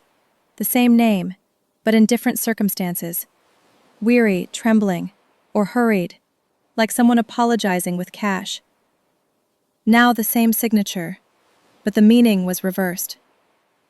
I spoke softly, my voice slow. If Mom knows, she'll hate me. Daniel looked up. The light shone through the blinds, hitting half his face. Better to be hated than consumed. The sentence dropped onto the table like a smooth stone, deep and solid. I picked up the pen. The tip touched the paper, gliding softly. The first stroke was faint yet decisive. One word, then the second. I signed before I had time to think. The sound of the pen capping was loud in the quiet kitchen. A small, crisp click, like the final period on a contract that had lasted too long. I looked at my name on the paper. Simple, bare, and real. No one attached. No more, for Mom, in the memo line. It's done, I said quietly. Daniel nodded. You look lighter. I smiled. Maybe because I'm finally writing for myself. He gathered the papers and put them back into the envelope. I'll send it later today. I stood up and stepped onto the porch. The light made me squint. The sky was clear. The wind blew through the leaves, mixing the scent of coffee and new paper. I leaned against the doorframe, closed my eyes, and let my breath slow. In my head, the old voices lingered. Mom's voice, Tyler's voice, my voice at 22, whispering, I promise I'll take care of you. Now, that promise had dissolved into the air. No longer a binding vow, just a part of the story I had finished telling. Daniel stepped out, still holding the envelope. He sat on the wooden step beside me. You okay? Yeah, just strange. Strange good or strange bad? Strange quiet. He chuckled softly, nodding. That's what peace sounds like. I looked at him, then further away, where the sunlight covered the wooden fence, where the maple tree in the yard was starting to change color. I realized I didn't need to end this with tears. I didn't need drama. Freedom sometimes comes with a signature, by saying, enough, without having to shout. In the afternoon, while Daniel took the envelope to the post office, I stayed home with Maisie. She was recoloring yesterday's drawing, adding a few purple clouds and the small bird on the roof. Mommy, I added this because our house needs a blue sky. Yes, I smiled. Now it does. She looked up. Are you sad, Mommy? I thought for a moment, then replied, my voice light as the wind. Not sad, just quiet. Maisie nodded, asking no more questions. When Daniel returned, his hands were empty. It's sent. I nodded. Just like that? Just like that. He sat beside me, Silent for a few seconds, then said, She might call. She might, I said, but I won't pick up. Good. I'm not angry anymore. I know. That's what makes it real. As evening fell, I took my cup of tea out onto the porch. The moonlight shone on the yellow envelope on the table, the copy I kept, now just an emotionless object. I gently ran my fingers over the envelope's fold, my finger pausing at my own signature, smiling faintly. Every liberation needs paperwork, but not every piece of paper needs tears. Some signatures are written not by the hand but by a heart that has stopped trembling. Wind swept across the porch, carrying the scent of warm wood and a touch of the night air. I looked up at the sky, seeing the moonlight reflected in my teacup, round, calm, and whole. For the first time in years, I didn't feel like I was missing anything. Only silence remained, fitting perfectly, like my own name. I placed the stack of papers on the table, hearing a soft rustle, like a whisper. The documents I had signed this morning, now dry, left my hands as if departing from the past. They no longer carried the scent of debt, only the smell of new paper and cold coffee. I gently folded them, sealed them in an envelope. The house was quiet. Daniel had taken Maisie to the park. The afternoon sun slanted through the blinds, casting faint gold streaks on the wooden floor. I sat alone, listening to the clock tick steadily, slow and distant. Strangely, this silence no longer frightened me. I brewed more tea, setting the mug down next to the stack of papers. The steam rose, reflecting the light from the window. I watched it for a long moment as if observing something that had just ended, which I hadn't quite managed to believe. I had lived for a decade in a cycle of love and atonement. Now, with nothing left to prove, I felt half my weight dissolve. The phone rang. A single, long vibration, soft and urgent. I looked at the screen.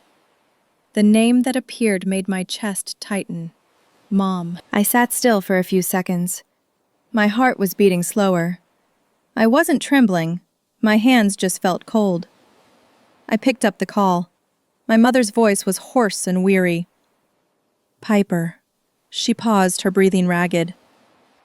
I know now. I didn't say anything. She inhaled deeply, continuing. Tyler lied. He took the money. On the other end was a sound of faint, steady, yet broken breathing, like a radio signal losing strength. Outside, the wind gently swayed the curtain. The light fell diagonally across the table, covering the tea mug. I remained silent. Her voice softened. I thought you had turned away from me. Then another pause, more exhausted. No, I didn't want to believe what hurt me. The room around me was utterly still. Only the sound of two women breathing, one old, one young, both tired from a love that took the form of discipline. I didn't reply. There was no need for words like, I understand, or it's okay. They would only send everything back to the beginning. Something dropped very gently inside me. Not tears, not forgiveness. Just a stillness, clean and deep, like a lake surface after the rain. Mom whispered, Are you still there? I held the phone close to my ear, clearly hearing my own heart. Still here, I replied, my voice calm. Then, neither of us spoke again. The silence lingered, but it wasn't heavy like before. For the first time, the quiet between us wasn't a war. I heard her breathing, fainter, and she spoke softly. I'm tired. I just wanted you to know. I'm not angry anymore. I closed my eyes. I know, I said quietly. There was no I love you. There was no I forgive you. Just two tired people, speaking what little truth remained. A final breath, long and thin, she said, Go to sleep. Take care of yourself. Don't worry about me anymore. Then a small click. The call ended. I watched the screen fade, the blue light extinguishing on my fingers. I sat still, feeling empty, but not hollow. Just peaceful. The kind of warm peace I had searched for all these years. I stood up and went out to the porch. Dusk was falling, but there was still a hint of the day's final light. The wind carried the scent of dry leaves and cooking smoke from a neighbor's house.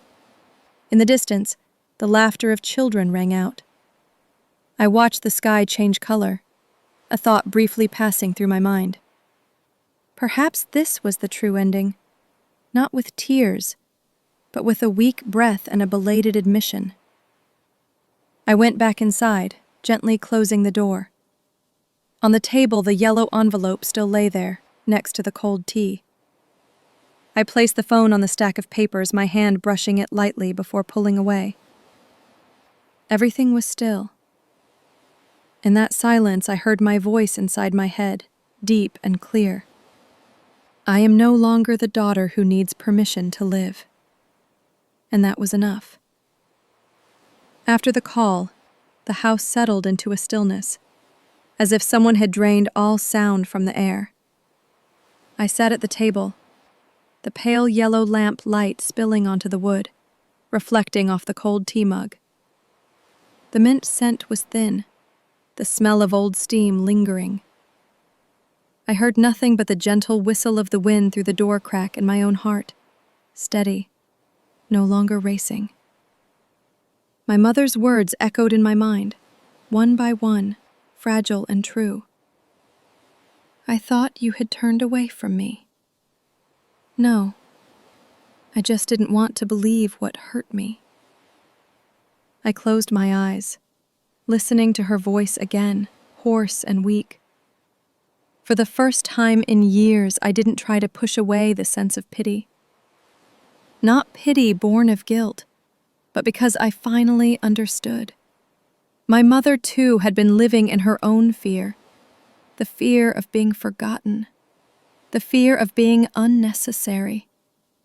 The fear of loving without being loved in return.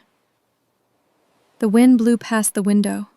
The curtain gently billowed and fell. The sound of the wind moving through the house was like someone's long sigh.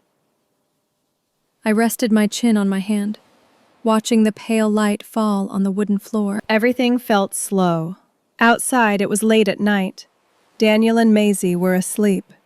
The small sound of rain mixed with the wind, tapping on the roof, falling lightly on the sill.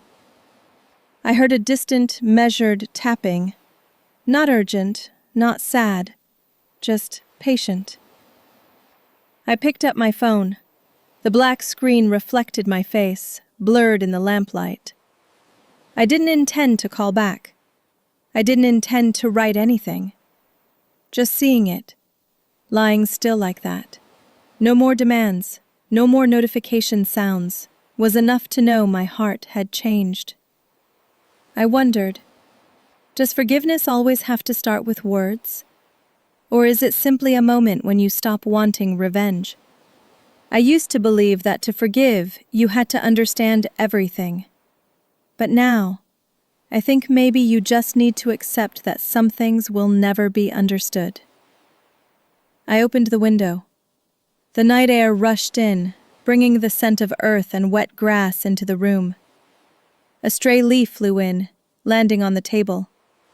I picked it up, placing it in my palm, thin and damp, like the skin of someone who once loved but no longer had the strength to hold on.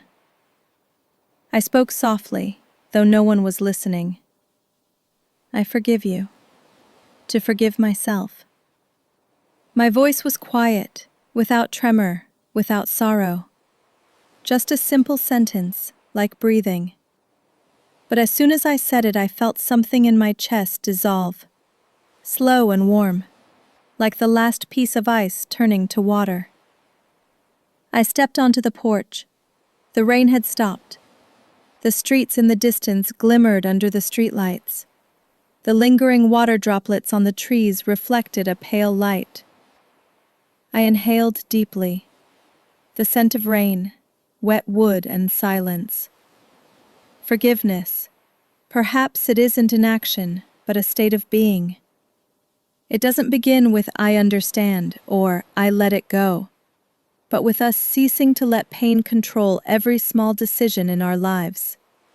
And tonight, for the first time, I felt truly free.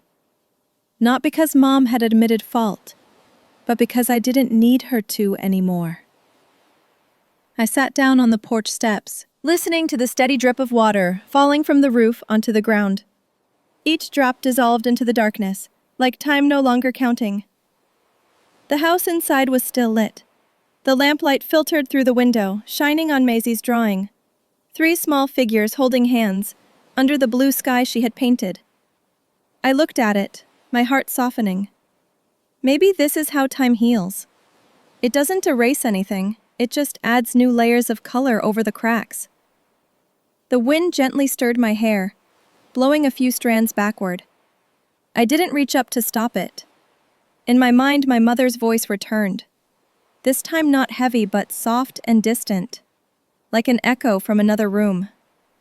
I'm tired now. Don't worry about me anymore. I nodded softly, even though I knew she couldn't see. I closed the door, turning off the light. The darkness flooded in, but it wasn't thick. Just enough to hide the unnecessary corners of memory. On the table, the leaf I had picked up lay next to the old tea mug. I left it, not cleaning up. A small sign that this night was different. I walked into the bedroom. Daniel shifted. His warmth radiated outward. I lay down, staring up at the ceiling, thinking of nothing. The rain outside had completely stopped. The house was calm. My heart was calm. I don't know what tomorrow will bring. Maybe Mom will call again, maybe not. But I know that regardless, I won't tremble when I see her name on the screen. That night I slept soundly. The first sleep in years without waiting for the phone to ring. Without fear of missing someone. Without owing anyone. Only me left. Settled peacefully in the dark. And somewhere out there the wind still blew past the doors that had finally closed. The morning opened with a strange silence. No street sounds, no clatter of dishes. Only the early light touching the wall, soft as a thin blanket. I was rinsing a mug when the phone rang. The screen lit up, clearly showing the name I didn't want to see. Tyler. I looked at it for a few seconds, Then answered. My brother's voice was high and rushed. He didn't wait for me to speak. Mom is making me pay back $10,000. You ruined me. I put the mug down, wiping my hands on a towel. No, you ruined yourself.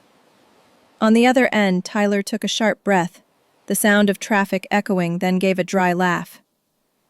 I only wanted Mom to be proud. I leaned against the counter, looking out the window.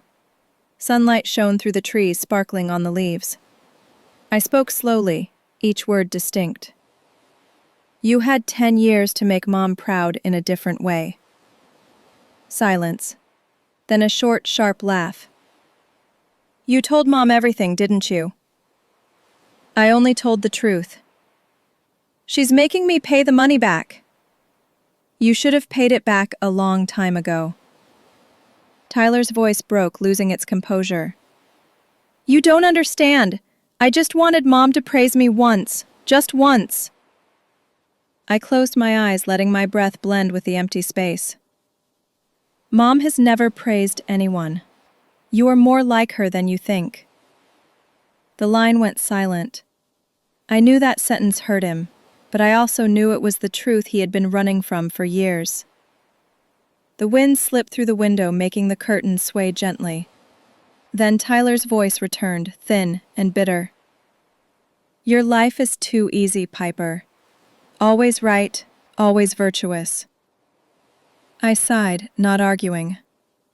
You can think that, but you should learn to stand on your own 2 feet, not live off other people's money or pity. My brother scoffed. Are you preaching to me? No, I said softly. I'm telling you what I had to spend my entire youth to understand. A long pause. I heard the sound of a lighter. Tyler was smoking, a habit from his college years. You always pretend to be decent. Do you think Mom will forgive me? I replied, my voice even and low. No. But maybe it's time you learn to forgive yourself. On the other end, Tyler didn't answer. I thought he had hung up. But then his voice came back, Slightly trembling. I don't want it to end like this. No one does, I said. But we can't keep living in the same old circle. You have to let it stop here. Stop, he laughed, choked. Easy for you to say, when you already have everything. I looked around the kitchen, at the small, ordinary objects, Maisie's drawing, the chipped tea mug, the morning light. I shook my head gently. No, Tyler, I don't have everything. I just don't have anything left to lose. The statement silenced the other end completely. A long, drawn-out sigh, and then he spoke, his voice quiet. I don't know how to live without Mom. I sat down in the chair, my hands clasped. You'll learn, just like I did. Mom is not the only love you need. Do you think I can change? I don't think so, but I hope so. There was noise on his end. Perhaps he was on the street. Then his voice returned, hurried. I can't handle this anymore, Piper. Everyone is looking at me like a thief. Mom won't talk to me. I closed my eyes softly. That's the price you have to pay. But it's not a life sentence. It's just a lesson. A lesson? He laughed bitterly. I don't need anyone to teach me anymore. Then don't call me again. The sentence slipped out before I could stop it. It wasn't fueled by anger, only exhaustion. Don't call anymore. Learn to live without taking from anyone to be loved. Silence on the other end. Then a gasp, hoarse. You're so cold, Piper. I didn't reply.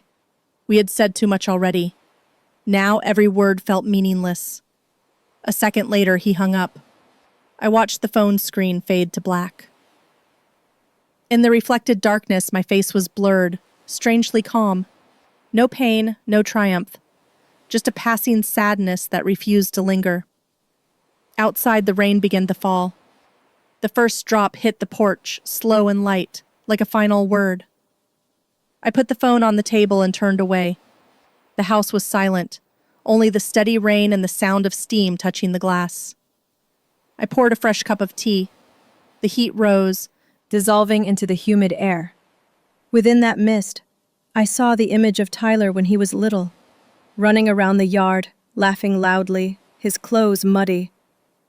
Back then, he didn't know the fear of being compared or the debt of affection. I sat down holding the tea mug.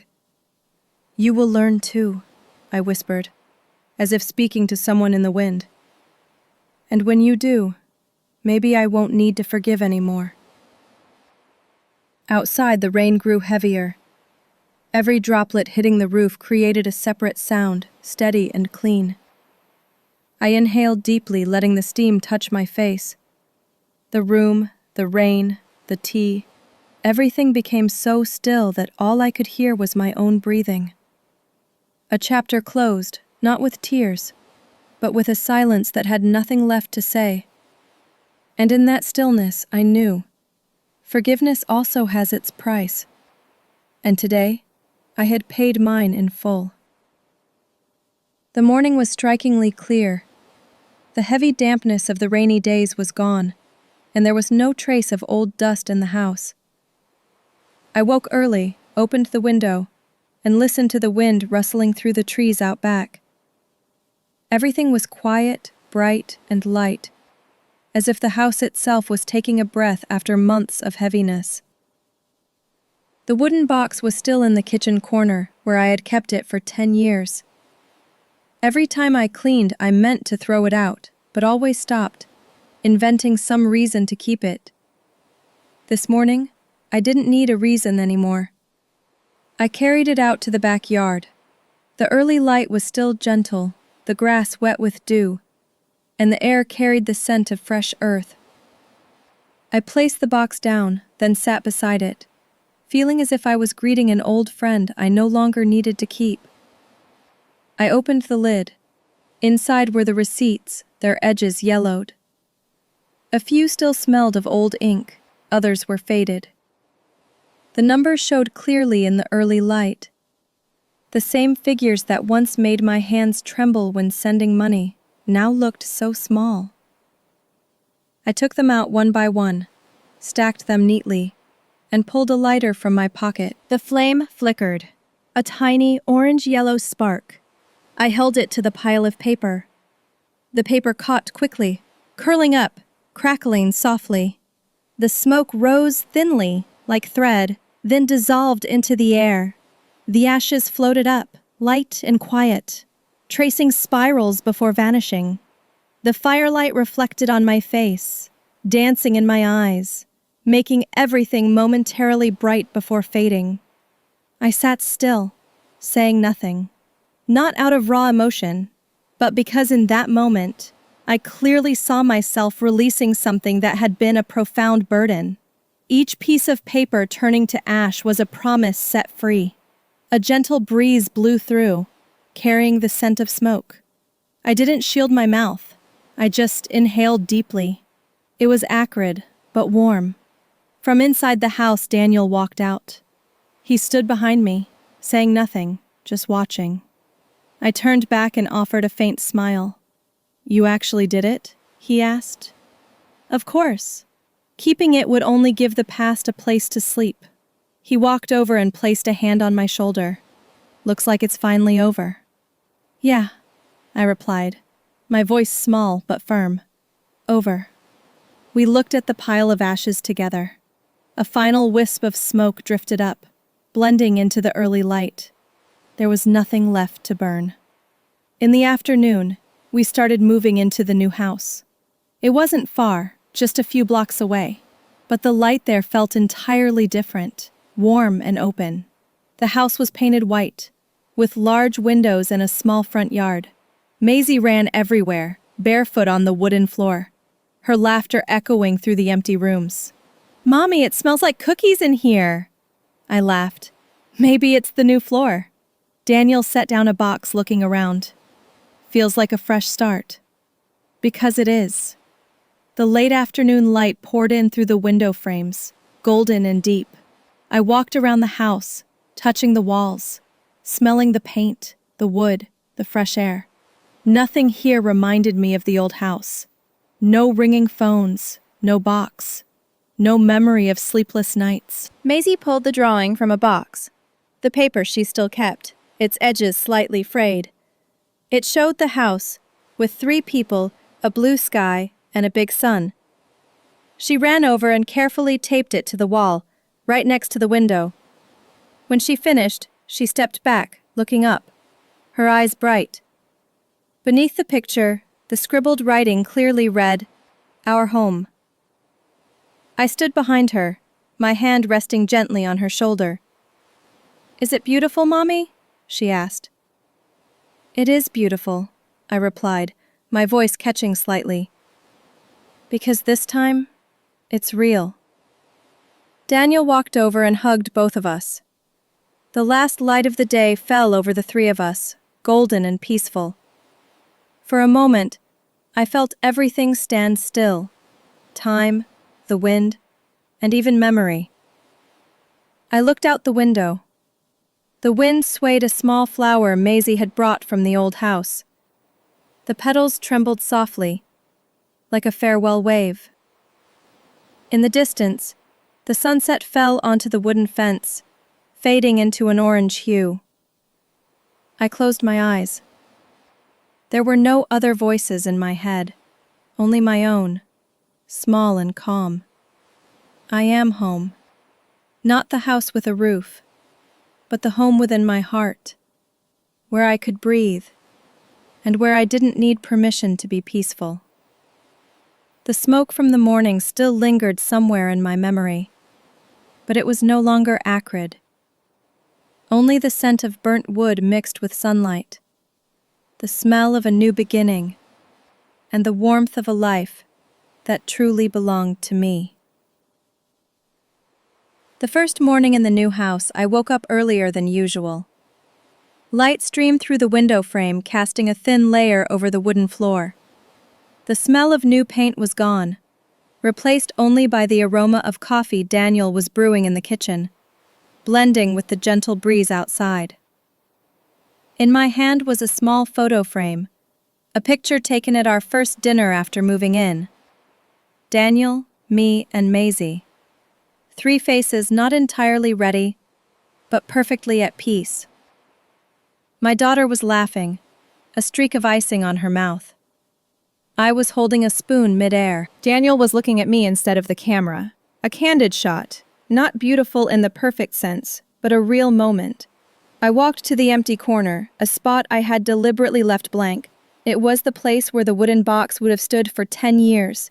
A small corner that always felt heavy, no matter how large the house was. Now there was only the white wall, flat and cool when I touched it.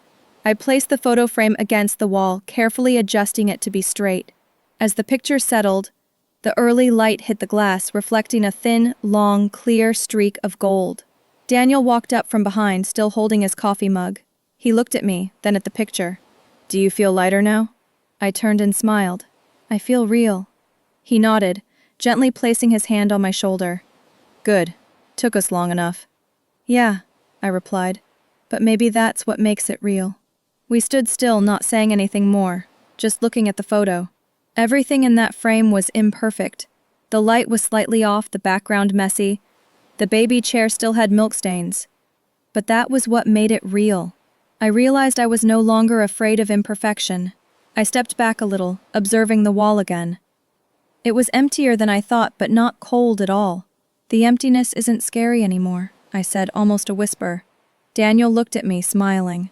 "That's because you finally let it breathe." I didn't answer, just nodded gently. Perhaps he was right. All those years I tried to fill every void, with obligation, with money, with fear. Now I left it alone, and it turned out, it didn't swallow me whole. It gave me room to live. At noon, Maisie ran in, holding a few small wildflowers she had picked from the yard. "Mom, look, these are for the table!" She placed the flowers into an old cup, setting it in the middle of the dining table. The light reflected on the water, twinkling. I looked at her, then at Daniel, my heart suddenly full. We ate lunch together. No big stories, Just small snippets of everyday life. Maisie talking about the butterfly on the window. Daniel reminding me to grab a jacket because it would be windy later. Adorable in its ordinariness. After the meal, I cleared the table. Daniel washed the dishes. I opened the window to let the breeze in. The wind blew, soft and steady. The curtain swayed, touching my shoulder, bringing the scent of wildflowers from the garden. The afternoon light fell onto the wall where the family frame hung, covering it in a warm layer of sun. I stopped what I was doing, standing and watching. The photo was now radiant, the glass reflecting the golden light, making the three faces in the frame seem to smile at each other. Daniel looked out from the kitchen. "It looks good there." "Yeah," I replied, gently leaning against the doorframe. "It belongs there." Maisie ran up, looking up at the picture. "Mom, that's my favorite picture." "Mine too," I said. She giggled, then ran back to the garden. Her small footsteps faded, blending into the rustling of leaves. I sat down in the chair by the window. The light softened, casting streaks onto the floor. I looked at the wall again. The spot where the wooden box once sat was now completely bright. No more shadows, no feeling of heaviness, just open space, with the wind, the sun, and the small photograph. I closed my eyes. Warmth spread across my cheeks, the scent of sun mixed with tea and a hint of old paint. I didn't think about the past. I felt no need to recount it. Every story had been told, with fire, with ashes, with silence. Now, I only wanted to stay with the smallest sounds of the day. The curtain touching the wall, the wind drifting through the door, my daughter's laughter echoing in the distance. Daniel approached, offering me a cup of tea. "You okay?" I nodded, smiling faintly. "I'm home." He narrowed his eyes at me, his voice low, light as a breath. "You really are." I looked at the photo one last time. Outside, the sun still poured through the window. The wind still blew gently. Everything was simple, in its right place. No need to hold on to anything. No need to prove anything. In that room I stood still, feeling strangely full. Not because of what I had, but because of what I had finally released. The new dawn wasn't just outside, it was right here inside me. A thin, warm, and sufficient light. The afternoon settled softly, like a thin blanket covering the backyard. Sunlight still lingered on the trees, scattering gold across patches of grass. I sat on the porch, a cup of tea in my hands, watching Maisie ride her bike around the yard. She circled the tree trunk, her hair flying in the breeze, her laughter bright and crisp in the warm air. The bike wheels tilted, catching the sun. Sometimes she wobbled, then quickly balanced herself, like life, learning to stand steady after countless falls. I watched her, a slight smile on my face, not speaking. The back door opened. Daniel stepped out, holding 2 mugs of coffee. He handed me one, sitting down beside me, asking nothing. We sat in silence, listening only to the faint crunch of the tires on the dirt, the chirping of birds in the branches, and the gentle wind sweeping over the steps. The phone resting on the wooden table vibrated softly. The screen lit up, an unfamiliar number. I glanced at it, then let it ring. Daniel didn't speak immediately. He just looked at me, his eyes slow and warm. "Do you think they'll call again?" I took a sip of tea, the heat spreading over my tongue. "Maybe," I replied, my voice calm. "But I don't have to answer anymore." He nodded, smiling. "That's enough." I put my cup on the table, leaning back in the chair. The wind blew gently through the trees, carrying the scent of wild flowers and dry grass. Everything felt so normal that it seemed strange. No drama, no anticipation, no phone call that needed an immediate answer. Maisie stopped her bike in the middle of the yard, looking up and calling loudly, "Mom, look!" She held up a tiny branch with a flower, a small, dirt-smudged white daisy. I waved, laughing. "Beautiful, honey." She tucked the flower into her bike basket, then pedaled off again, circling the yard, her small legs pumping quickly. I watched her, feeling a sensation both simple and complete, as if everything I had ever wanted was right here, in this peaceful scene. The wind sighed softly over the porch. The curtains swayed gently, the fabric tapping against the wooden frame with a small, steady sound, like a heartbeat. Daniel placed his hand on the table, his fingers brushing mine. No words were needed, just a touch, and I knew he understood. The sky above shifted color. The last light of the day faded from yellow to amber, then to soft violet. I looked up. The clouds drifted slowly like memories, no longer oppressive, just passing by. A stronger gust of wind came through, making my cup tremble slightly. I smiled, securing it, then turned to Daniel. "Remember when silence used to scare me?"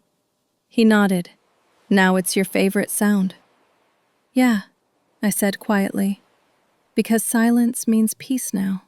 We sat there, no one speaking more. The sound of the wind across the eaves, the birds calling one another back to the nest, the bicycle getting farther away and then closer again. Everything revolved, smooth as a breath. I looked up, watching the sky deepen into blue. The light reflected in my eyes, making the years that had passed clearer than ever. Love shouldn't require receipts. The sentence slipped out, soft, unintentional. A slow but precise conclusion. Daniel looked at me, not answering. He just squeezed my hand tighter. A brief clasp, just enough to let me know he had heard. Outside, Maisie stopped her bike, laughing loudly. "Mom, I did a full circle!" I stood up, waving. "I saw! That was perfect!" She laughed hard, circling her bike one more time. Her laughter dissolved into the wind. I sat back down, taking a deep breath. The scent of tea, wood, and sunlight blended together. In that moment, I felt my body clearly, no longer tense, no longer waiting for the next crisis. Everything was calm. The phone lit up again, but this time I didn't look. The ringer sounded for a few seconds, then stopped, leaving no echo. I leaned my head against Daniel's shoulder, my eyes closed. The warmth from his hand, from the breeze, from my daughter's laughter in the yard, all blended together. A very soft, wordless melody, with no beginning and no end. There was nothing left to say, and no one left to convince. Only the wind, the light, and the tranquil silence. the sound it took me half a lifetime to rediscover. The wind blew over the porch, gently stirring the curtain. The sky above grew deeper blue, radiant and then fading. I opened my eyes, watching the birds fly toward the sunset, and smiled. Finally, I was free. Not because someone else had left, but because I had stopped chasing them. And that was enough. If you have ever had to choose between love and freedom, between holding on to someone and holding on to yourself, remember that sometimes silence is also a way to say that you have had enough. Piper's story is not just about receipts. It is about the value of self-respect, a kind of love that needs no invoice to prove its worth. If you have ever felt that same push and pull, please leave a comment below. What would you choose? Forgiveness or letting go? I want to hear your answer. And if you want to follow more stories as warm and real as this one, please hit subscribe so that every week when a new story begins, you will always be the first to hear that voice in the wind.